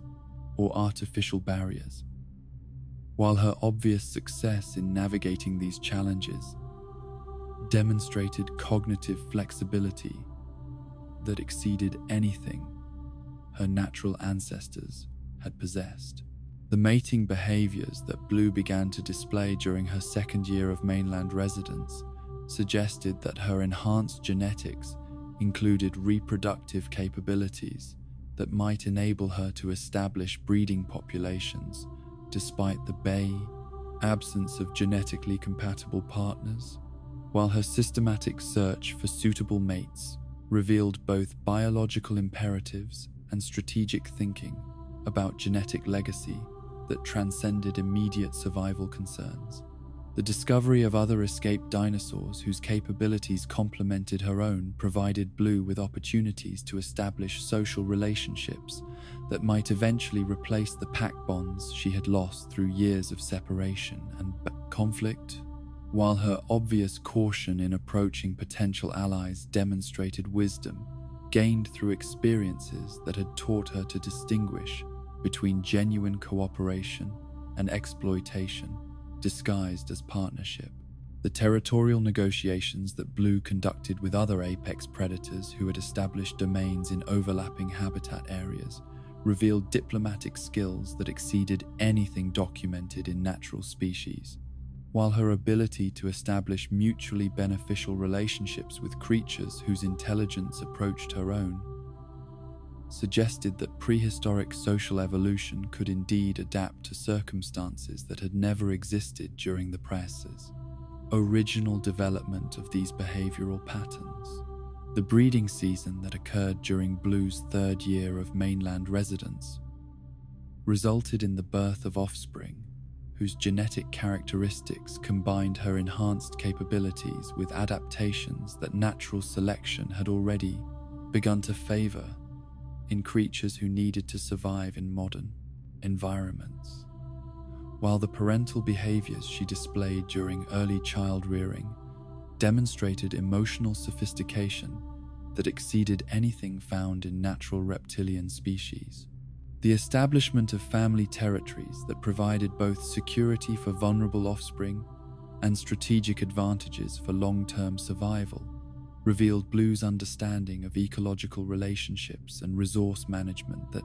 enabled her to balance immediate reproductive requirements with environmental conservation that would ensure habitat stability for future generations. While her obvious satisfaction in maternal roles demonstrated psychological development that transcended simple biological imperatives, in the deep places of ancestral memory, where intelligence had been tested through isolation and survival had been purchased through adaptation, where loyalty had transcended species, boundaries, and freedom had been chosen despite security, the foundations had been laid for whatever evolutionary developments might emerge from the intersection of prehistoric genetics and modern environments. As creatures whose capabilities exceeded every prediction, continued to demonstrate that life would indeed find ways to flourish in circumstances that no previous generation had ever imagined possible. In the years that followed the Great Dispersal from Lockwood Manor, when dinosaurs had begun to establish themselves across North American ecosystems that had evolved without any consideration of prehistoric predators, Blue found herself transformed from lone survivor into matriarch of possibilities that extended far beyond her own remarkable existence, as the genetic legacy that Dr. Henry Wu had crafted in his laboratories decades earlier expressed itself through reproductive capabilities that enabled her to establish breeding populations despite the theoretical impossibility of parthenogenetic reproduction among species whose evolutionary history had been shaped by sexual selection pressures operating across geological timescales. The discovery of Blue's pregnancy during the spring of 2022 represented both biological miracle and evolutionary paradox, as veterinary specialists who monitored escaped dinosaur populations through remote surveillance systems documented embryonic development that proceeded according to patterns that had never been observed in natural reptilian species, while genetic analysis revealed that her offspring would inherit enhanced characteristics that exceeded even her own remarkable capabilities through mechanisms that human reproductive science could not adequately explain or predict. The territory that Blue selected for raising her young encompassed diverse habitats within the Sierra Nevada mountains that provided both abundant resources and natural barriers against potential threats, while her systematic preparation of nesting sites and feeding areas demonstrated maternal instincts that had been enhanced through genetic modifications to include behavioral patterns that exceeded anything documented among natural dromaeosaurids or their modern avian descendants. Beta's birth on August 15, 2022, marked the emergence of the first naturally conceived Velociraptor to draw breath since the Cretaceous extinction,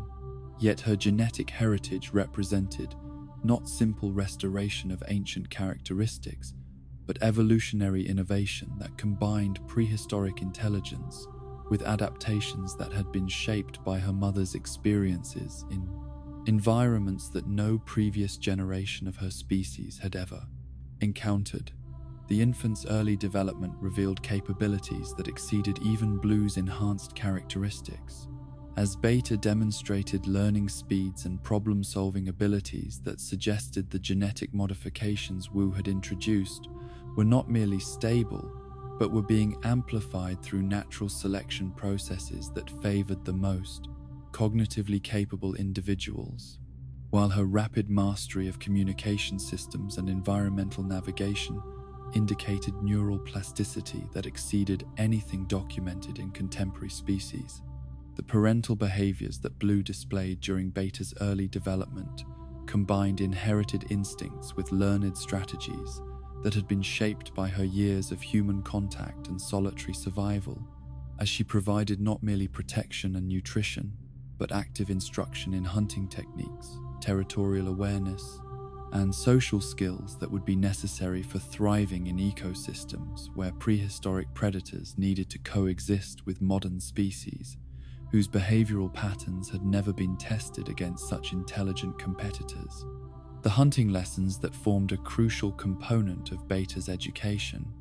revealed Blue's ability to transmit knowledge through demonstration and practice rather than simple genetic inheritance, as she systematically introduced her offspring to prey species of increasing size and complexity, while providing guidance that enabled the young raptor to develop tactical skills without experiencing the kind of failures that might have proven fatal during her vulnerable early development phases. The communication training that Blue provided for her daughter encompassed both traditional Velociraptor vocalizations and hybrid signals that incorporated elements she had learned during her years with Owen Grady and the Ibris program, creating a linguistic system that combined prehistoric pack coordination protocols with innovations that reflected her unique experiences, bridging the gap between human and dinosaur intelligence systems. The territorial expansion that began during Beta's first year of life reflected Blue's recognition that successful child-rearing would require access to diverse resources and multiple escape routes that could ensure their survival if circumstances forced them to abandon established domains. While her systematic exploration of potential habitat areas demonstrated strategic thinking that balanced immediate family needs with long-term environmental sustainability. The encounters with human settlements that occurred during Blue's territorial surveys revealed both the opportunities and challenges that coexistence with contemporary civilization would present for prehistoric predators whose intelligence enabled them to analyze and potentially exploit human behavioral patterns, while avoiding conflicts that might trigger systematic persecution by authorities whose resources exceeded anything individual raptors could overcome through tactical superiority alone. The wildlife management protocols that had been developed by governmental agencies for dealing with escaped dinosaur populations were based upon conventional animal control methods that proved completely inadequate when applied to creatures whose intelligence enabled them to learn from each encounter with human authorities and develop increasingly sophisticated strategies for avoiding capture while maintaining access to resources they required for survival and reproduction. The tracking technologies that were deployed in attempts to monitor Blue's movements and behaviors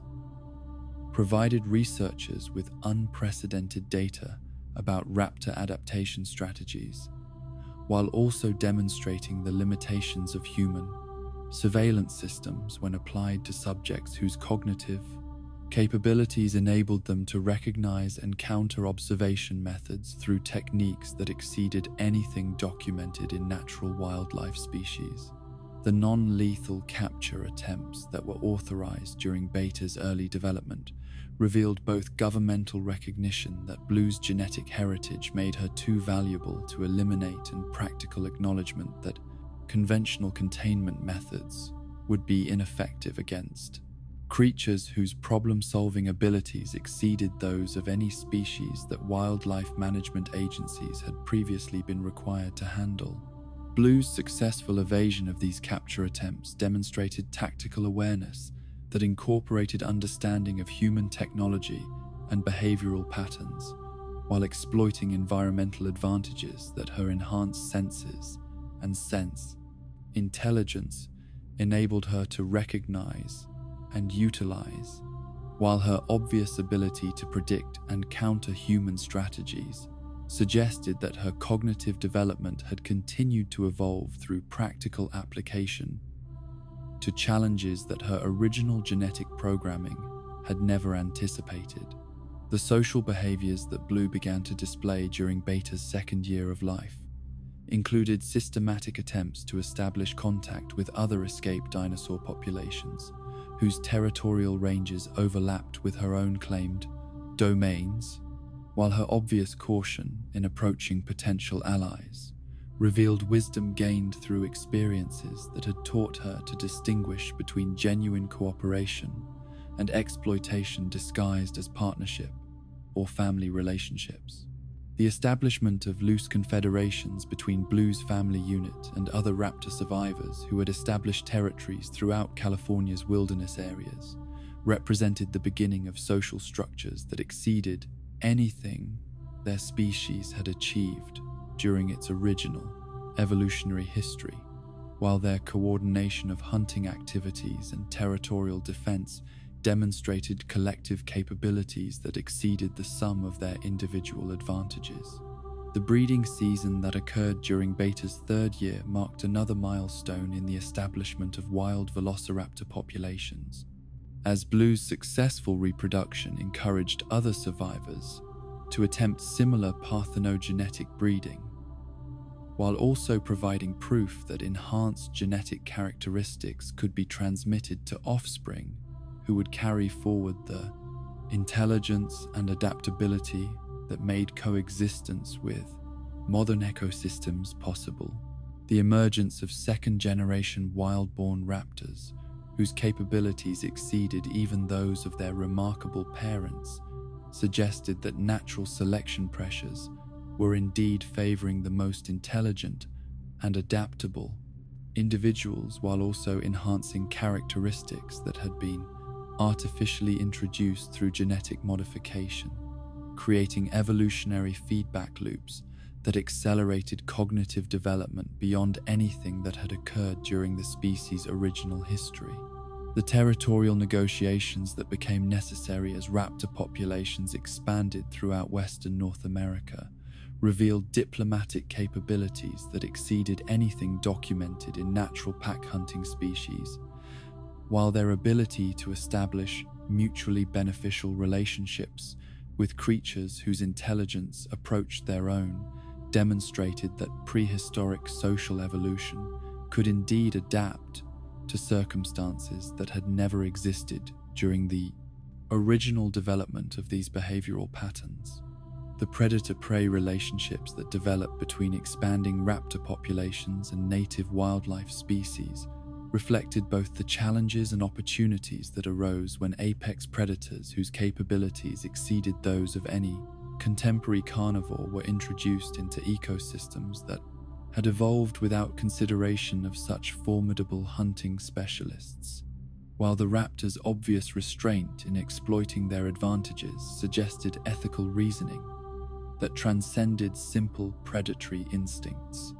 The human dinosaur conflicts that inevitably arose as expanding populations encountered agricultural areas and suburban developments revealed both the potential for catastrophic violence and the possibilities for establishing coexistence protocols that acknowledged the rights and interests of both species. While the raptors demonstrated ability to distinguish between threatening and non-threatening human activities, suggested intelligence that could potentially be channeled toward mutually beneficial relationships. The establishment of the Biosyn Valley Sanctuary during 2022 provided Blue's family with access to protected habitat, where they could interact with other dinosaur species without facing harassment from human authorities, while the research opportunities that such facilities provided enabled scientists to study prehistoric behavior and intelligence under conditions that approximated natural environments, while maintaining the safety protocols necessary for protecting both human personnel and dinosaur subjects. The reunion between Blue and other Ibris program survivors that occurred within the sanctuary's boundaries provided emotional satisfaction for creatures whose social needs had been frustrated by years of isolation and territorial conflict, while their ability to re-establish pack relationships despite extended separation demonstrated the persistence of bonds that had been forged through shared training experiences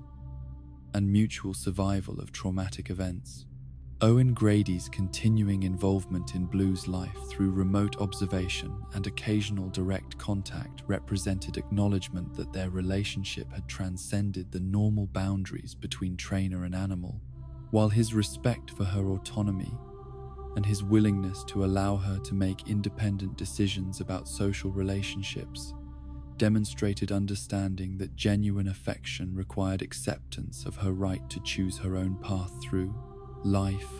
The educational programs that were developed around Blue's family unit provided researchers with opportunities to study prehistoric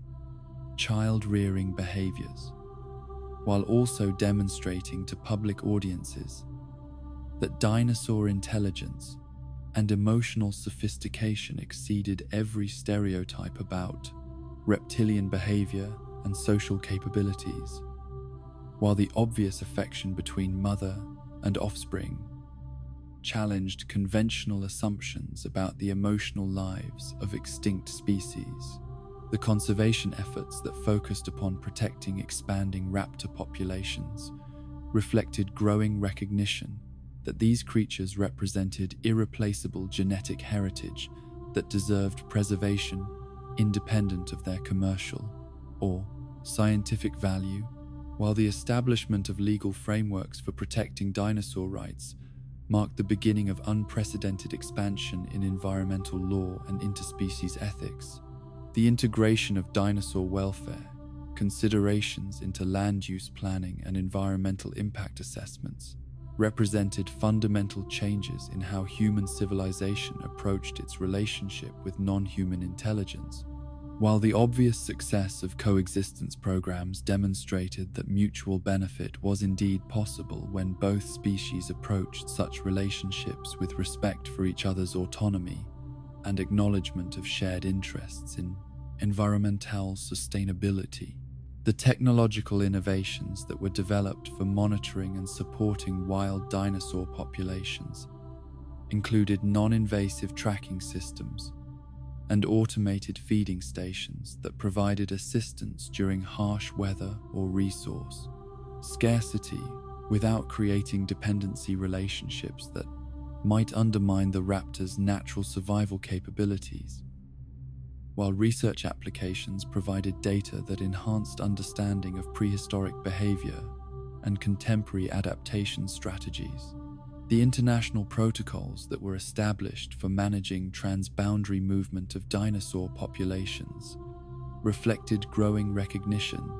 that these creatures' territorial requirements and migration patterns operated according to principles that transcended human political boundaries, while cooperative agreements between nations demonstrated unprecedented levels of intergovernmental coordination for protecting species whose existence challenged traditional categories of wildlife management and conservation biology. The economic impacts that resulted from dinosaur tourism and research programs provided local communities with incentives for supporting conservation efforts, while also generating revenue that funded continued research into prehistoric behavior and ecosystem relationships, while the obvious fascination that dinosaurs held for public audiences ensured ongoing political support for protection programs that might otherwise have been eliminated through budget pressures or competing priorities. The ecological monitoring programs that tracked environmental changes resulting from dinosaur reintroduction revealed both challenges and benefits that arose when apex predators, whose capabilities exceeded those of contemporary species, were added to ecosystems that had evolved without their presence, while long-term data collection provided evidence that carefully managed coexistence could indeed enhance, rather than disrupt, environmental stability and biodiversity. Beta's development into an independent adult capable of establishing her own territory and potentially reproducing represented both personal triumph for Blue's maternal efforts and species-level success that ensured the continuation of enhanced Velociraptor lineages whose intelligence and adaptability exceeded anything their natural ancestors had achieved during their original evolutionary history, while her obvious affection for her mother